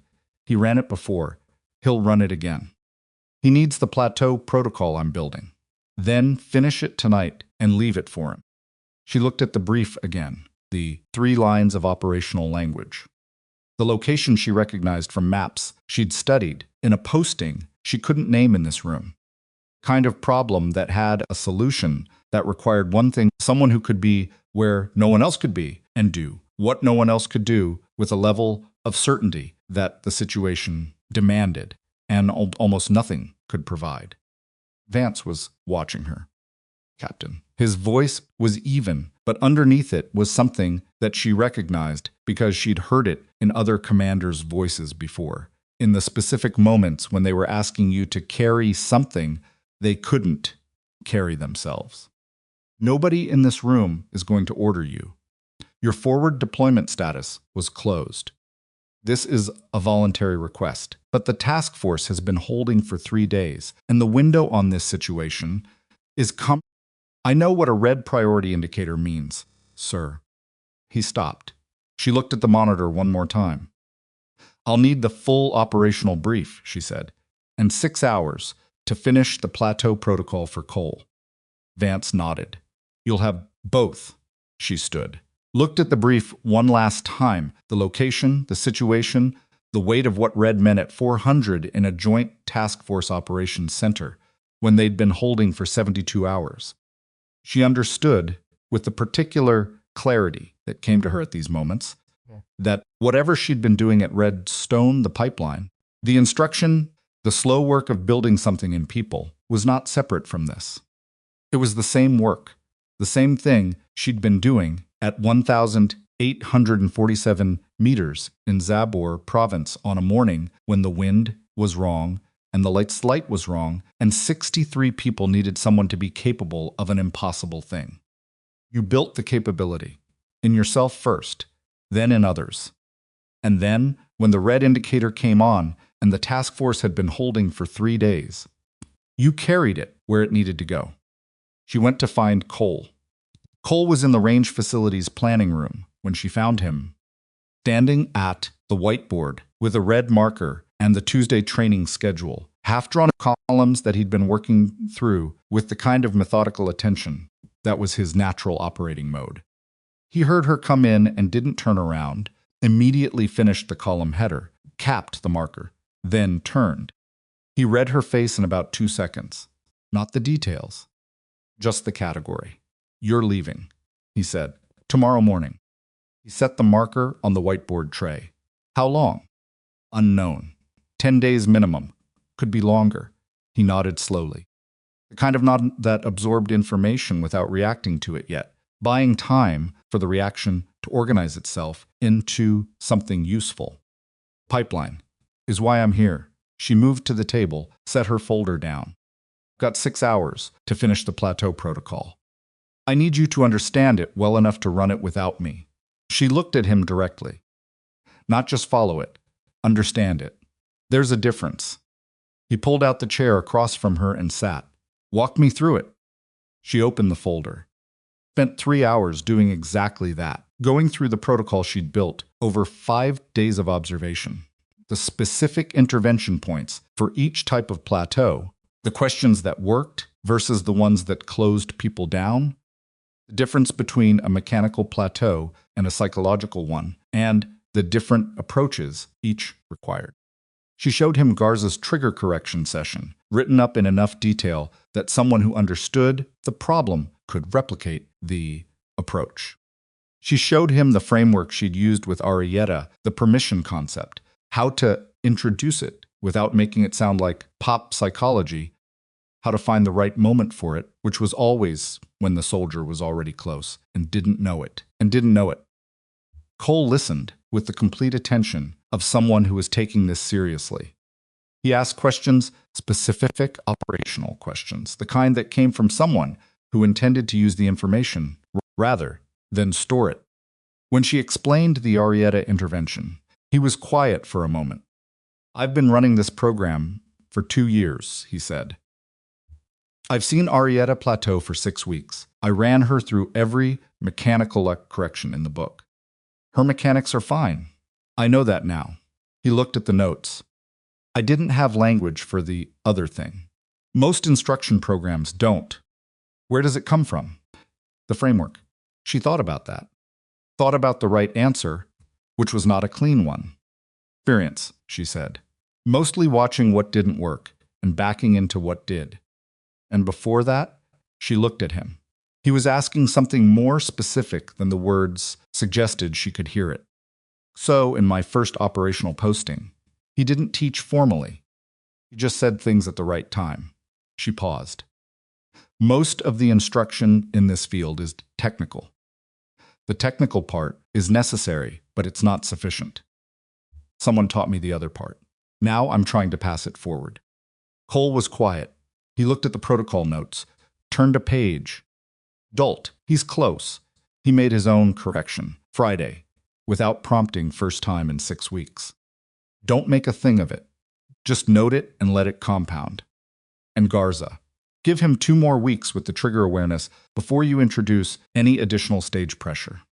He needs to burn the correct pattern in first. And Arrieta's through. She knows what the problem was. She'll have another hard day, everyone does, but she's got the framework now. When she hits the wall again, ask her what the next variable is. She'll know what you mean. He nodded. Turned another page. Stopped at something she'd written. Read it. You documented the BCG incident. It's relevant to the training context. What happened at Range 4 is going to be part of the program's history. I'd rather it be documented accurately and used productively than left as a thing people talk around. He was quiet for a moment. How do you want me to use it? She looked at the table. Mercer was a good instructor. Whatever he did, that's also true. The soldiers in this pipeline learned real things from him. Don't erase that. She paused. But when it comes up, and it will be honest about what happened and why. The why is as important as the what. People break in ways that look like bad character when they're actually structural failures under load. Understanding the difference matters for anyone who's going to carry serious weight for a long time. Cole stared at her. You're defending him. I'm explaining him. There's a difference. She met his eyes. He did something wrong. He's facing consequences for it. Both things are true, and neither one cancels the other. He was quiet for a long time. Long enough that she heard the base's evening announcement cycle come over the distant PA and fade. I didn't like you when you got here, he said finally. I know. I thought you were... He searched for it. Someone the brass was using to make a point. Maybe I was. But you knew the program. You knew what it needed. He looked at the protocol folder. I don't hand out credit that isn't earned. She looked at him. Waited. This is earned, he said. She nodded. Take care of them. The job. She stood. He stood. They didn't shake hands. It wasn't that kind of moment. But something passed between them that was real and mutual and didn't need a gesture to mark it. She left the planning room, went to her quarters, packed light operational kit, personal minimum, the specific reduced load of someone who had done this enough times to know that everything you brought was weight you carried. She called her father at 2,200. He answered first ring. I'm going out for a bit, she said. He was quiet for a moment. He knew what that meant. He'd always known what that meant. Okay, bug. Might be a couple weeks. I'll be here. She held the phone. Outside her window, the base was dark and quiet, the perimeter lights doing their amber work on the empty roads. Dad. Yeah. She stopped. Tried again. I think I'm figuring out what the next thing is. After the operational stuff. Yeah? Teaching. For real. Not additional duty. She paused. I think it might be where the work matters most. He was quiet for a moment. I think you've known that for a while. She didn't answer that. Come home when you're done, he said. I'll make dinner. You'll make terrible dinner. I'll make adequate dinner. She almost smiled. Okay. She ended the call, sat in the quiet, then lay down and slept 4 hours solid, dreamless, the sleep of a person with a task ahead. She was wheels up at 557. The aircraft was a C-12 Courier, seats for 8, carrying 4 including the crew.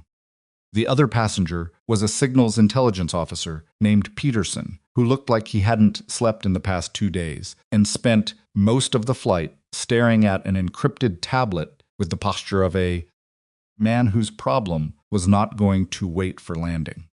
He slept another 2 hours in the air.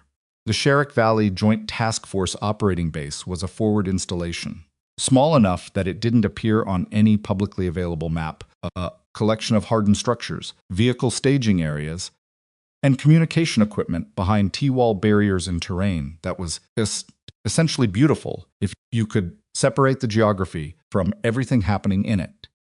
She'd been in places like this before. The specific combination of organizational intensity and physical austerity was the same everywhere. The way the smell of solvent in armories was the same everywhere. Task Force Commander was Lieutenant Colonel Harrison Webb, 41, with the compact, deliberate energy of someone who had been running on too little sleep for too long and had made peace with it. He met her at the vehicle bay with a handshake that was professional and a briefing folder that was thick. Captain Whitmore. He said her name with the specific emphasis of someone who had been waiting for it to arrive is in the physical world. I'm told you're who I need. Depends on what you need, sir. 1,400 meters. Compromised loss. Wind variable, predominantly east-northeast, at 12 to 18 miles per hour. Single target, mobile pattern of life analysis puts his predictable window at approximately 40 to 90 seconds. He handed her the folder. 42 hours of operational failure using available assets. Took the folder, opened it. Read the situation, the target data, the atmospheric logs from the past 3 days. Read the previous attempt reports, 2 shots from a qualified sniper in a different unit who'd been on station for 3 days. Both misses. One within acceptable margin of error for the conditions, one that the report characterized as technically acceptable at the distance given the variables, which was a way of saying the wind called it wrong, and there was no disgrace in that. 1,400 meters, mobile target, 40-second window. Turn to the atmospheric data. The valley's wind pattern was layered surface flow running east-northeast, as Webb had said, but the ridgeline on the west side was creating a deflection pattern that the previous shooter had apparently not fully accounted for.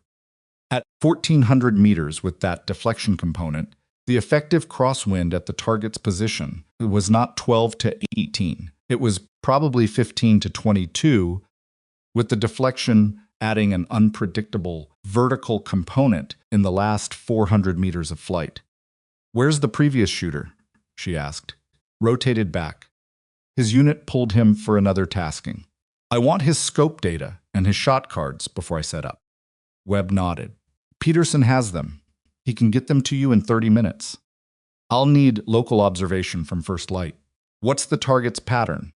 He moves between 2 positions. The window occurs during the transition. Consistent 42 hours of pattern of life puts it at plus or minus 4 minutes from the same time of day. He paused. Tomorrow morning, she looked at the folder, at the atmospheric logs, the ridgeline profile diagram that someone had hand-sketched and which was accurate enough to be useful, but not detailed enough for what she needed. "I need a current ridgeline topographic overlay, and I need someone on observation tonight for wind pattern logging from 2,200 to 400. You'll have it. And I need to be on the glass by 430. Done."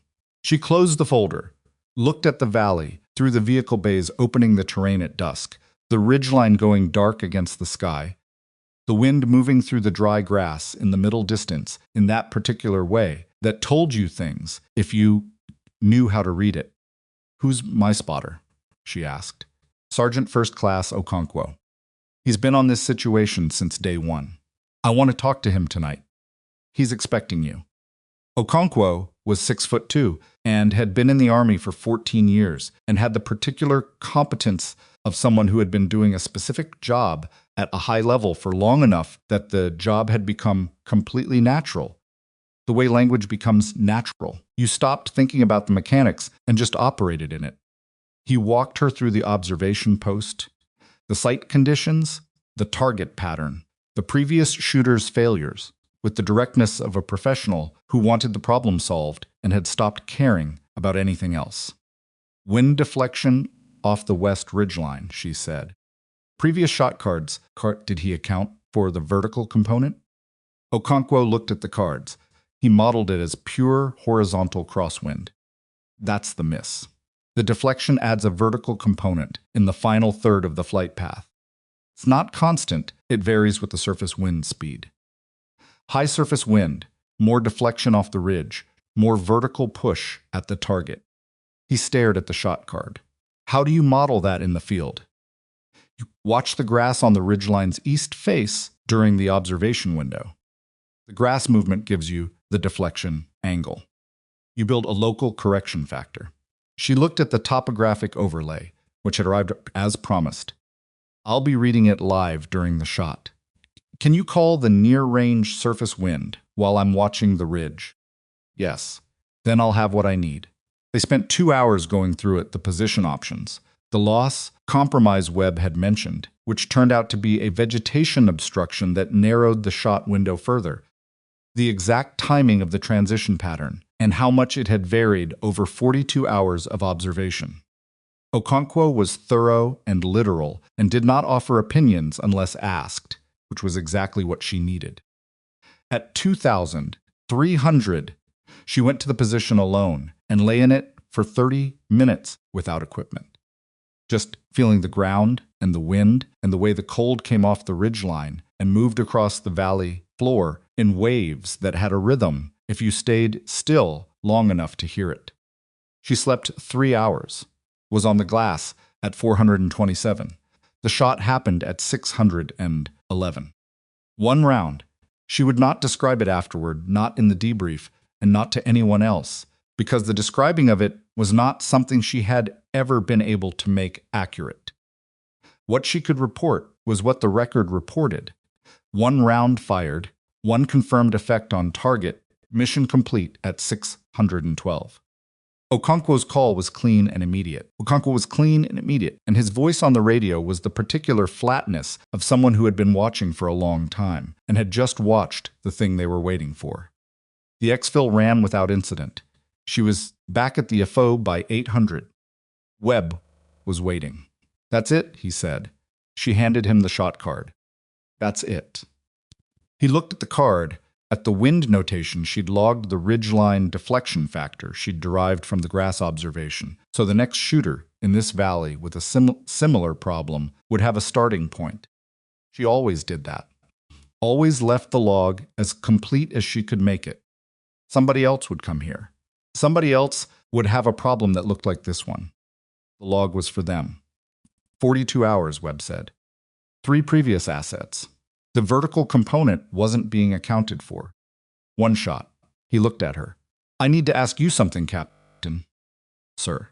Off the record in terms of this conversation, not the official debrief. You understand? I understand. How did you know the vertical component was there? The previous shooter had full atmospheric data. He had the same ridgeline profile. She thought about how to explain it. The atmospheric data doesn't capture the deflection pattern. You have to observe it. The grass on the ridgeline's east face, the way it moves, tells you what the air is doing when it comes off the ridge. She paused. It's not in the manual. You learn it by watching wind in similar terrain long enough that you recognize the pattern. How long did it take you to learn it? 5 years of observation. Maybe 6 before I trusted my read enough to stake a shot on it. Webb looked at the shot card again. General Vance's office called last night. He wants a full debrief when you return. Yes, sir. He also told me something about your service record that I wasn't previously aware of. She said nothing. 41 confirmed prior to this. Yes, sir. And you're sitting in an administrative additional duty assignment at Redstone running a pipeline program.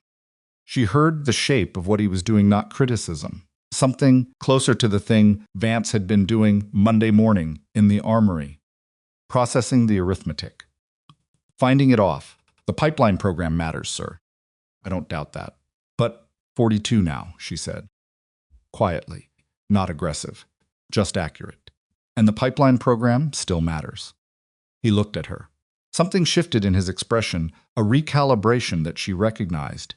had seen in various forms across various ranks when someone adjusted their frame of reference to fit something that hadn't fit before. Fair enough, he said. Get some food. Debrief in 2 hours. She was back at Redstone 9 days later. The flight was longer than the one-out routing complications, a layover at a transit installation, the particular timeless quality of military transit that flattened hours into something indistinguishable. She read, slept, ate whatever was available, arrived at Redstone at 1,340 on a Tuesday, walked to her quarters, showered, changed, and went to the range facility. Cole was at the 800-meter line with 6 soldiers, running a technique correction session on breath control. Stood at the back of the line and watched. He didn't stop the session, acknowledged her with a brief nod, and kept working. She watched for 40 minutes. He was doing something she hadn't explicitly put in the plateau protocol. He was asking soldiers to verbalize their shot call before firing, which forced them to make a conscious decision rather than firing by feel. It was a good technique, better in some ways than what she'd written.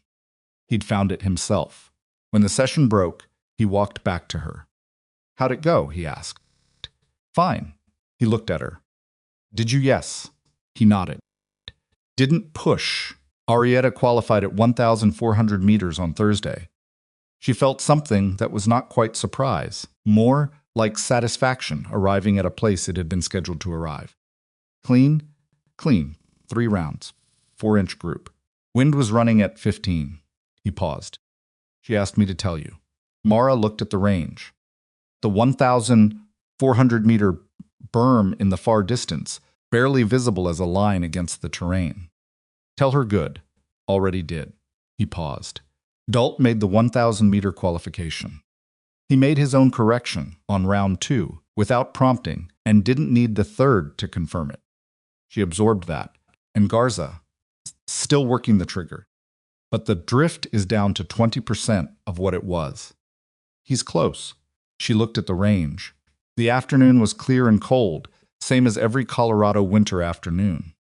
The flags at distance were moving steadily 8 to 10 miles per hour from the northwest, clean and consistent, the kind of wind that made for honest practice because you couldn't blame it for anything you got wrong.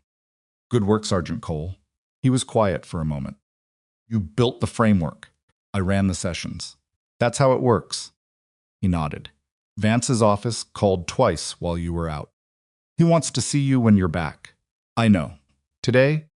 She looked at the range, at the soldiers moving through their drill, working the breath control technique Cole had developed.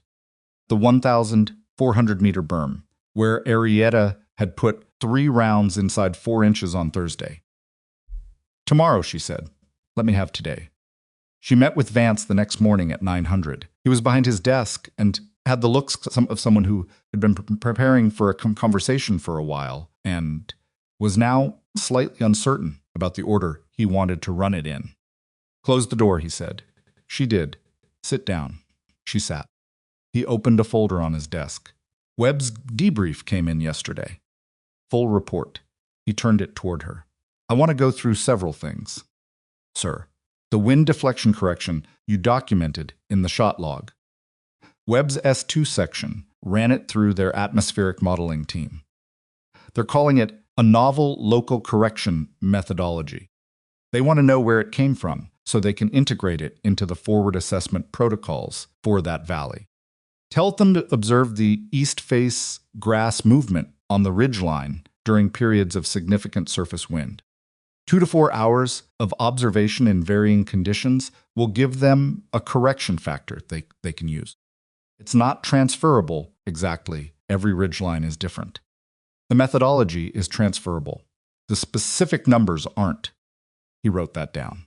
I'm going to have you write that up formally. Doctrinal contribution. It'll go into the SF Precision Shooting Support Manual. She looked at him. That's not necessary. It's not about necessary. It's about the record. He set the pen down. We keep coming back to that, don't we? The record. She said nothing. The UCMJ preliminary for Mercer concluded yesterday, he said. His tone changed, not harder, more careful. Article 134, willful destruction of government property. He accepted the findings. No contest on any count. What's the disposition? Reduction in grade to sergeant. Forfeiture of 2 months' pay. He'll be reassigned to a non-precision role. Vance paused. The board also noted, in its recommendation to me, that Mercer had voluntarily entered a behavioral health treatment program 3 days after the incident and had maintained consistent participation. He looked at her. That was considered in the disposition. She looked at the folder. Keep his distinguished marksman badge. Vance raised an eyebrow. You're asking about his badge. He earned it. The UCMJ action doesn't change what he earned before it. The badge stays. He paused. You pushed for him to get treatment. In your formal statement, I made a recommendation. You said, and I'm quoting the statement, Staff Sergeant Mercer's action was the product of identifiable psychological load factors that were present prior to the incident and were not addressed by available support systems. The action should be prosecuted, but the underlying cause should be treated. You also noted that his instruction record produced demonstrably positive outcomes for the pipeline program and that his knowledge base should be preserved for future utility where appropriate. She said nothing. Most people in your position would have let the UCMJ run and stayed out of it. Most people in my position would have been angrier, she said. You said that once. And you said anger wasn't useful. He closed the folder. I'm beginning to understand what you meant. He looked at her with the steady assessment she'd come to recognize as his genuine mode, not the authoritative performance of rank, but the actual looking. I want to talk about your assignment. Sir, the transitional administrative review is concluded. Your clearance has been fully processed. You have a formal billet offer. He slid a single page across the desk toward her. Picked it up. Read it. It was not what she expected. Not an operational posting. Not a command offer. Not a staff position in some headquarters building where her clearance level would be useful and her operational experience would be slowly turned into institutional furniture. It was a formal assignment to Redstone as the Precision Rifle Instruction Program lead, with an attached language that she read twice to make sure she was reading correctly, authority to develop and implement curriculum modifications, to establish inter-unit coordination with other Army precision programs, and to submit candidates for the Phantom Marksman Evaluation Board. That last line. She looked at Vance. You'd have the authority to nominate soldiers for the designation, he said. First time that authority has sat at the instructor level. Historically, it's been a command-level nomination. Why the change? Because the people who know who's ready are the people teaching them. He says it simply. That's always been true. We just built the system wrong. He paused. I had to fight for that clause. It took 3 days and 2 phone calls to people above my pay grade. I want you to know that. She looked at the assignment sheet again, at the scope of it. The authority to nominate to decide who was ready for the evaluation board, who had reached the point where the standard they were chasing became real and achievable, and not just a designation on a rare pin that most people never saw. She thought about Arietta's 3rd round at 1,200 meters. Psychically, grouping inside 4 inches. A soldier who'd been failing the stage for 6 weeks, finding the permission in herself to stop thinking about the outcome and just shoot. She thought about what it would take to get Arietta there, to where the designation became a real question. 2 years, maybe 3. More range time than the current program budget authorized. A modification to the psychological evaluation component that accounted for what she'd learned about the permission problem and the structural plateau. Partnership with Cole that would have to deepen from what it currently was into something more collaborative. She thought about all the work that was in the assignment sheet, and it felt like weight, and the weight felt like the right kind. I'll need to modify the evaluation criteria for the nomination, she said. Current board standards don't adequately assess adaptive performance. They measure technical excellence in controlled conditions. The designation should require more than that. Write the proposal. I'll submit it. Cole needs to be formally co-designated as Deputy Program Lead. He's been running this pipeline for 2 years. The program is his as much as it is mine.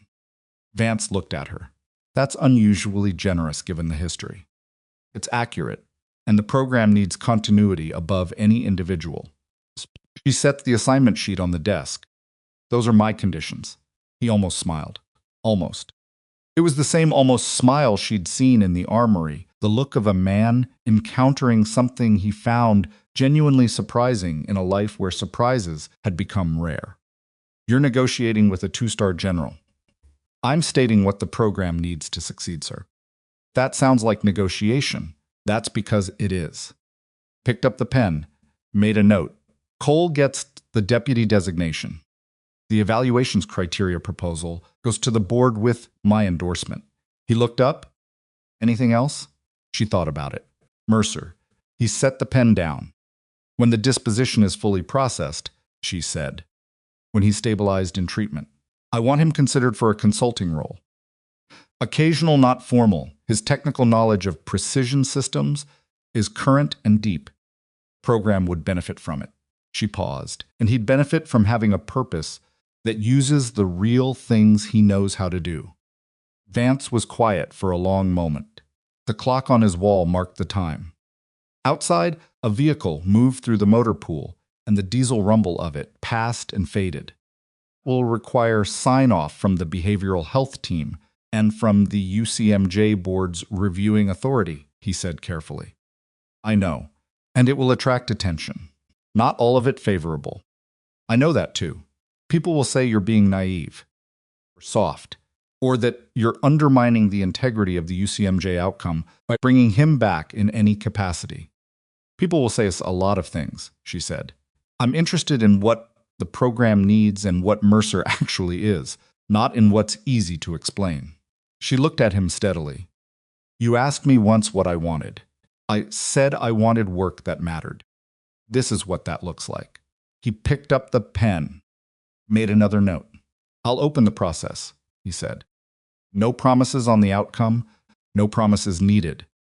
He put the pen down and sat back and looked at her with the expression she'd stopped being unsettled by the one that meant he was revising something about the world that he'd previously had settled. It was becoming, she thought, his normal expression when they talked. One more thing, he said. She waited.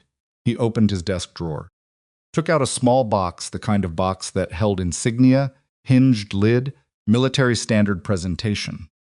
Set it on the desk between them. She looked at it without touching it. Open it, he said. She did. Inside on black felt was a pin. Similar in design to the one above her ribbons, the crosshair, the feather, but with a different configuration. Where her Phantom Marksman pin was single bronze, this one was bronze, over a second smaller design element. A second designation marker. She had seen this configuration once in her career in a photograph in a classified document on a man who had been the program's most decorated graduate before it had been restructured. The 2-level designation. She hadn't known it was still awarded. She hadn't known anyone was tracking her record at the level that would accumulate to it. The evaluation board met last week, Vance said. Remote session. Webb's debrief was submitted as supporting documentation. Combined with your existing record, the board found the criteria met. He paused.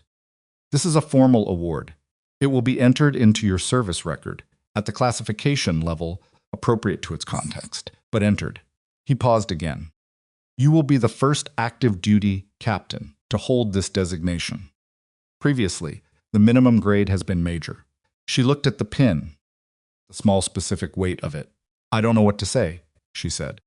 She didn't say it as performance, it was simply accurate. She didn't have the right response to this available. You don't need to say anything. He stood. She stood.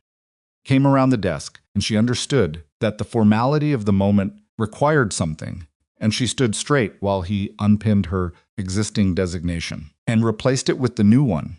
The way the ceremony worked, Careful hands of a man who took the weight of such things seriously. Stepped back. Looked at it. The record, he said. It matters. Yes, sir, she said. It does. He extended his hand. She shook it. His grip was firm and held a half-second longer than professional, the particular hold that meant something was being communicated that didn't have words. Get back to your program, Captain, he said. She left. In the hallway, she stopped, put her hand up and touched the new pin, the bronze weight of it, the slight difference in its profile against the uniform fabric. Particular reality of a thing that had been made official. Through the command building's east-facing windows, the Colorado afternoon was clear and sharp and throwing its long winter light across the base in geometric patterns that moved slowly west. The range berms were visible in the distance. The 1,400-meter target area was a line against the horizon. She took her hand away from the pin, walked down the hallway, pushed through the exterior door into the cold, turned toward the range. The walk from the command building to the range facility took 11 minutes at her normal pace, and she walked it slowly, which made it 15, and she didn't think about anything in particular, just felt the cold and the light and the specific weight of the new pin above her ribbons that was not heavier than the old one in any measurable way, but felt different in the way that accurate. Things sometimes felt different from the things they replaced. She had been carrying the single designation for 14 months. She had not told anyone what it cost to carry it. Not her father, not Hargrove, not the various commanders who had read her file and looked at her with the particular expression of people encountering a number they hadn't expected. The cost was not the engagements themselves, those she had made peace with. More or less, in the particular incomplete way that anyone made peace with the weight of having ended lives, even lives that needed ending. Even in moments where the arithmetic was absolutely clear and the civilian count on the other side of the decision was 63. She had made peace with it the way you made peace with load-bearing weight, not by setting it down, but by building enough structure to carry it without breaking. Cost was the isolation of it. Specific loneliness of being the person in the room that everyone looked at differently once they knew, or looked at without knowing, and treated as less than what she was, which was its own version of the same problem. Cost was the administrative limbo, the forms referencing forms, the parking lot postings, while the system figured out what category to put her in. Cost was Saturday mornings at 4 a.m. in an armory, cleaning a rifle she'd maintained 4,000 rounds of relationship with, because there was nowhere else to be and nothing else to do that felt like the right thing. She thought about Arrieta's third round at 1,200 meters. She thought about Dalt making his own correction. She thought about Cole developing the verbalization technique on his own and running it cleanly while she was 9 days downrange in a valley that didn't appear on public maps. Cost had produced something. That was not the same as saying the cost was worth it. She was careful about that kind of arithmetic, because it tended toward the clean, and the clean tended toward the false. But something had been built, and what had been built was still building. She pushed through the range facility door. The next 10 weeks were the most sustained piece of work she had done in her professional life that was not operational. She built the curriculum modification in the first 2 weeks, the adaptation framework formalized into a teachable structure, the plateau protocol completed and refined, the psychological evaluation component expanded to include what she'd come to understand about the permission problem and the structural load that accumulated in precision shooters over time, without anyone naming it or addressing it. He submitted it to Vance. He submitted it to the board. The board came back with 6 questions, which she answered in a document that was longer than the original proposal, but more precise for the length. The board approved it with 2 minor modifications that she accepted because they were minor and not wrong. Cole was formally designated Deputy Program Lead in Week 3. The announcement produced reactions across the base that ranged from neutral to mildly skeptical, with a subset of people in the precision community who took it as a deserved recognition of his 2 years of work and said so. Cole himself received the designation with the same contained efficiency he applied to everything he acknowledged at once. To her, in the planning room, with "good. Now, let's get back to work." She found that appropriate. Cohort ran. 6 of the original 16 completed qualification milestones that the program's historical records showed were above the previous cohort's performance curve. 2 of those 6 were performing at levels that made Mara begin the preliminary assessment notes that preceded a Phantom Marksman nomination tentative, documented, not communicated to the soldiers themselves. Because the worst thing you could do was make the designation into a goal rather than a result. Arietta qualified at 1,600 meters in week 6. It was not a clean session. The wind was wrong, and her first round dropped outside the 10 ring. And for a moment, Mara watched her from behind and felt the familiar tension of waiting to see which way a person broke when the stage went against them. Arietta cleared the rifle, reset, said nothing for 15 seconds, which was long enough that Cole, standing 2 positions down, glanced over. She fired again, center, 10 ring, 3rd round. Same. She cleared, and sat up and looked at the target through the spotting scope for a moment.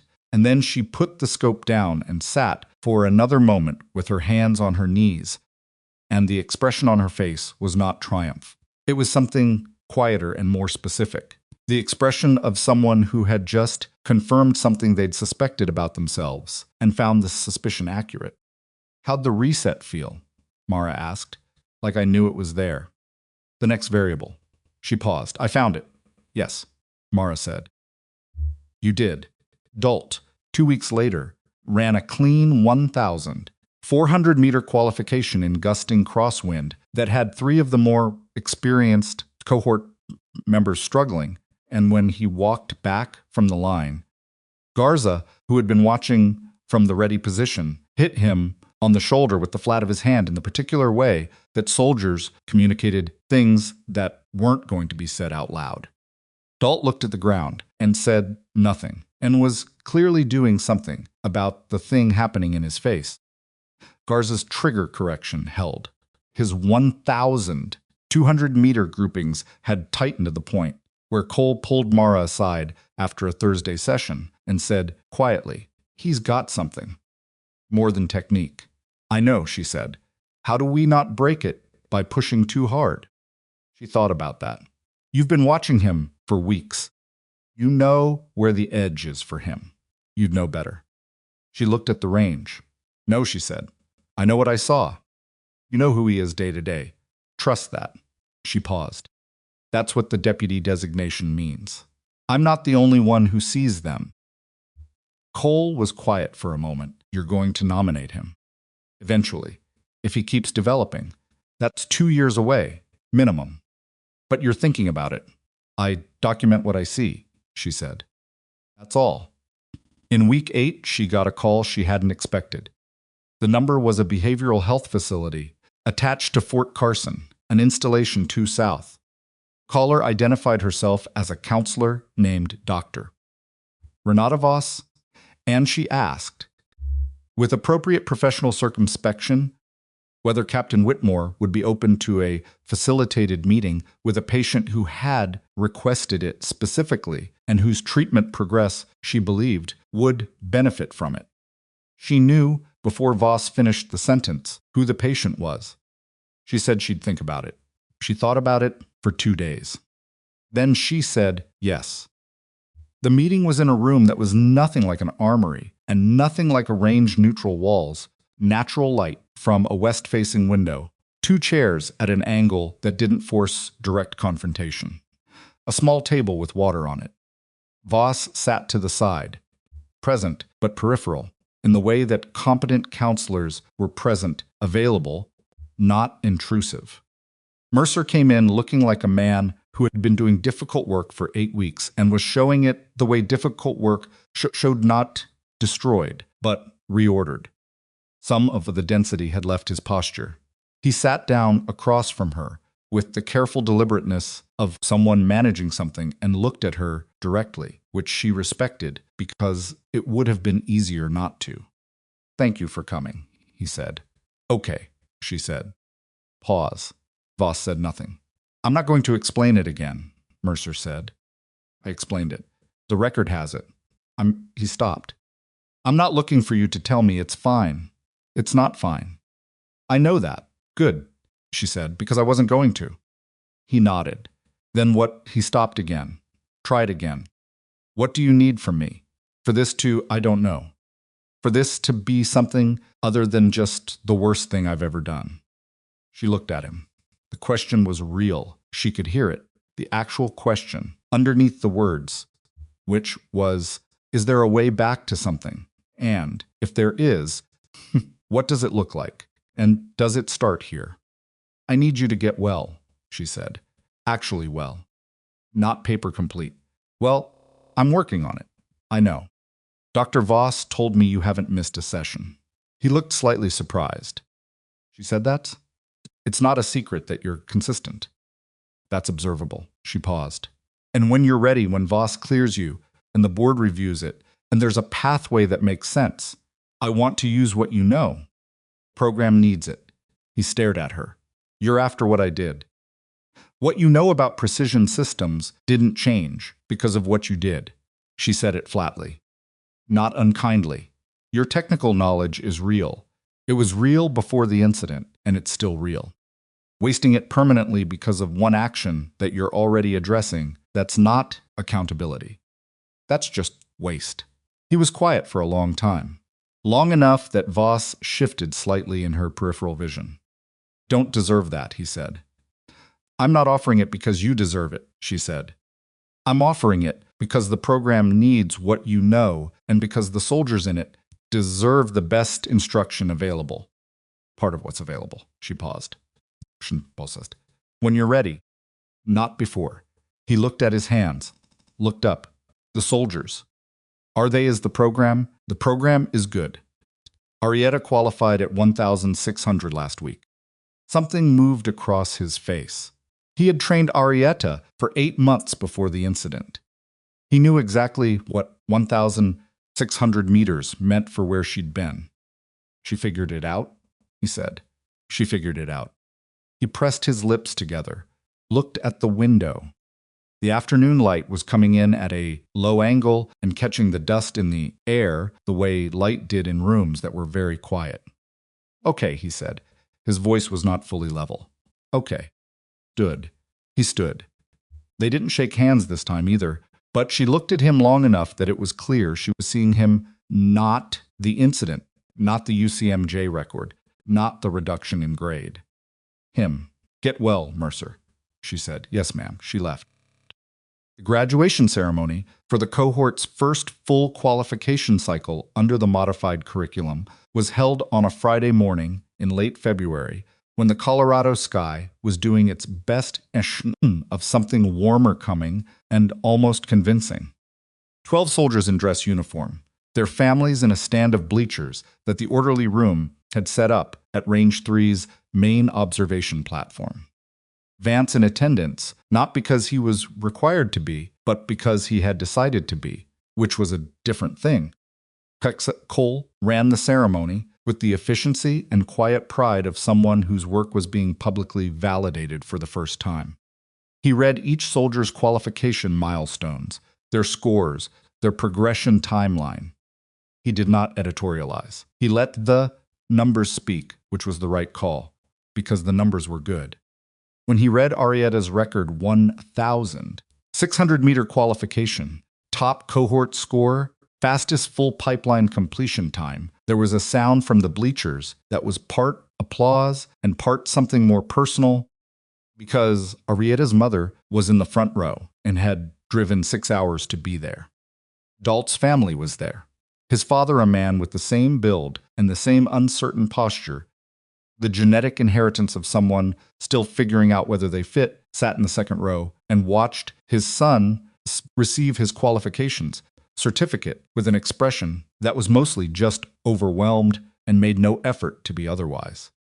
Garza's qualification was incomplete. He hadn't reached his final milestone yet, and Cole read it accurately and without apology, which was the right thing, because accuracy was always the right thing.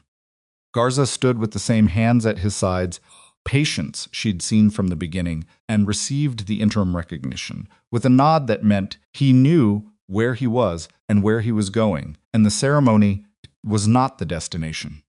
After the formal portion, Vance found her at the edge of the platform. "Good cohort," he said. "Cole built most of it. Cole had this program before you got here, and it was producing adequate results." He looked at her. "Now it's producing something else." She watched the soldiers with their families. Arieta's mother had her arms around her and was saying something in rapid Spanish that Arieta was nodding at, while simultaneously looking slightly embarrassed in the way that adult children always looked slightly embarrassed when their parents were being their parents in public. Dalt was talking to his father. The father was talking back. Neither of them was saying anything she could hear from here, but the body language had shifted. The father's posture had changed, something in it coming more upright. The way posture changed when you were looking at someone you were deciding to see differently. "I want to talk about the nomination protocol," Mara said. Vance turned toward her. "Now?" "Monday. But I want you to know I'm bringing 2 preliminary assessment files." He raised an eyebrow. "2 candidates? One is further along. She may be ready for the preliminary evaluation within 18 months. The other is a longer horizon, 2 years minimum, maybe more. But the foundation is there." He was quiet for a moment. "You're moving faster than I expected. The program modifications accelerated the development timeline. Plateau protocol is working, and the cohort data suggests it is then the path to the designation should shorten for candidates who have the underlying capability." She paused. "Don't want to rush anyone. I want the standard to stay the standard. But I also don't want capable people spending 3 extra years in a pipeline because the instruction wasn't reaching what they needed." He nodded slowly. "Monday. Bring the files." "Yes, sir." He looked at the ceremony's dispersing crowd. At Cole, who was shaking hands with a soldier's family member with the contained formality of a man who was not comfortable with ceremony but understood its function. At Arieta, who had disentangled herself from her mother and was talking to Dalt ease of people with the ease of 2 people who had been through something together and come out knowing each other. "You were going to leave," Vance said. "Not as an accusation. As an observation. I was going to rotate out, sir." "That's different. You were going to go back to forward deployment. Operational role. Another posting. What changed?" She thought about it. Thought about her father's voice on the phone. If she could get even one person to make them right, they'd outlast her. Thought about standing behind Arieta's left shoulder in 24-degree air, watching the flags, finding the right moment for 4 words. Thought about Dalt making his own correction for the first time. "I realized the work I was doing here was the same as the work out there," she said. It took me a while to see it as the same work. Not a lesser version, the same thing." He looked at her. Building capability, she said. "So it outlasts you. So the next person who needs it has it available. The job, however you do it." He was quiet for a moment. Then he said simply, "Good." That evening, she called her father. He answered second ring this time, which meant he'd been doing something. You could hear the television being muted in the background. "Hey, Bug. Hey, Dad. The graduation was today. How'd it go?" "Good. Really good." She was sitting on the steps outside the barracks in the cold because she'd wanted the air. Colorado sky at 1,800 was the particular dark blue of altitude dusk, and the first stars were showing, and the range berms were dark lines against a slightly lighter horizon. Arieta qualified at 1,600. "The one you told me about?" "Yeah, that's good. That's really good." A pause. "How do you feel?" She thought about that, felt the new pin above her ribbons. She'd touched it twice today, without deciding to, the way you touched things that were new and still registering. Felt the specific quality of the afternoon's light on the platform, Dolt's father's posture changing. Ariketta's mother's arms. Cole's contained pride, reading the numbers. Feel like I did something useful, she said. Not just the shot in the valley, not just the 42 confirmed. Something that's still going after I'm done with it. He was quiet for a moment. That's the best feeling there is. Yeah, she exhaled. It came out slow and visible in the cold, a thin white cloud that the wind took apart. I was thinking I'd come home after Christmas. If the program schedule allows, I'll make dinner. You'll make adequate dinner. I'll make dinner, he said firmly. You'll eat it. She almost laughed. It came out not quite a laugh, something shorter, but real. Okay, Dad, I'm proud of you, he said. He said it without preamble, without setup, the way he said things when he'd been meaning to say them for a while. Not just for the the official stuff. For the rest of it, too. She held the phone. I know, she said. Okay. He sounded settled by that. Call me next week. I'll call you next week. She ended the call.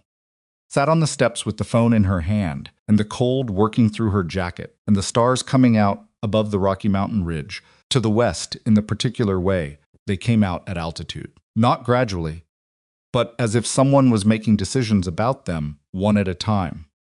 She thought about Mercer in a room with neutral light, his posture reordered, saying okay in a voice that wasn't fully level.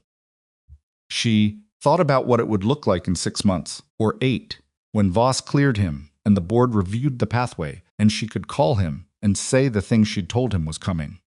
She thought about what his knowledge of precision systems would do for a cohort that had never had access to it, and what it would do for Mercer himself to be useful again in the specific way he was built to be useful.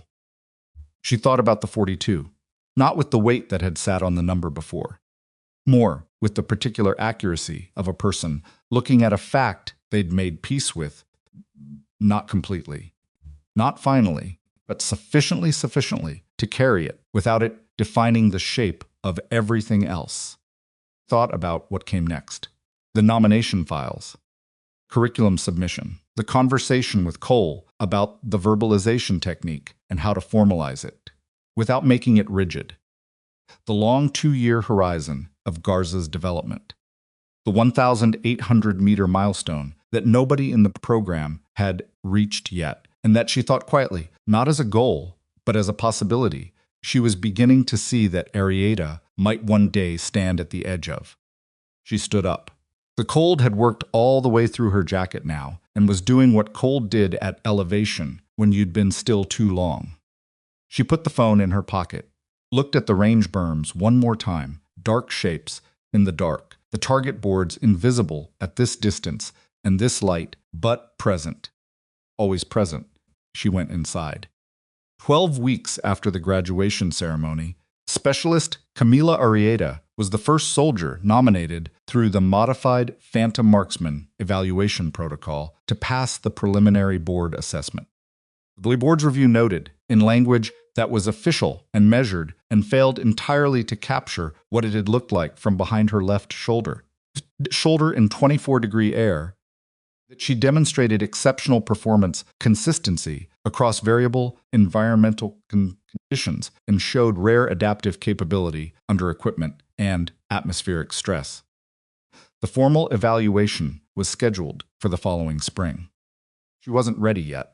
She knew it. Mara knew it. Cole knew it. The board's assessment was a beginning, not a confirmation, and beginning things correctly was harder than finishing them, and more important. Arrieta took the preliminary result with the same quietness she'd taken the 1,600-meter qualification, not triumph, not performance, just the specific recognition of a fact that she had been building toward without knowing it was the exact shape of the thing she was building.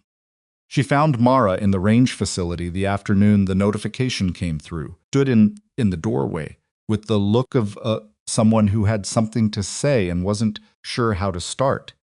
I got the preliminary board result, she said. I know. You nominated me.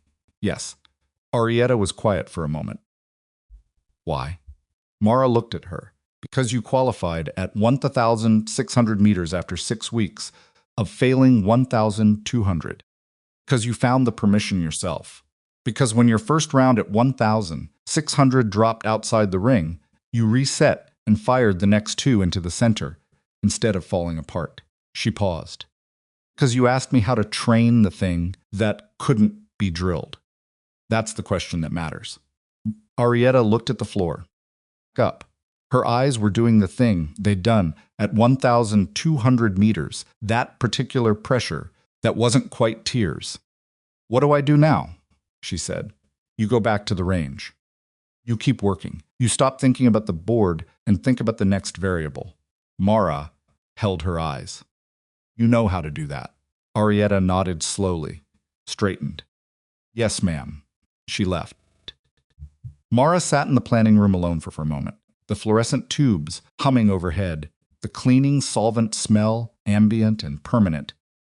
The whiteboard with its layers of previous diagrams, showing through the current ones in the way that time always showed through things if you looked at the right angle. She picked up the dry erase marker, added 1 line below the current training schedule. Next variable, cap the marker, set it down. Outside, the spring was making its tentative approach to the high desert not arrived. Not committed, just present enough at the edges to suggest that the cold was not permanent, that the ground was capable of something other than frozen, that the long flat light of winter was beginning its slow shift towards something less austere.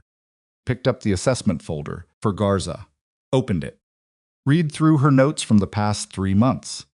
Picked up the pen, started writing. Strength was not carrying every burden alone. It was building something capable enough to carry on without you, and being honest enough to know the difference.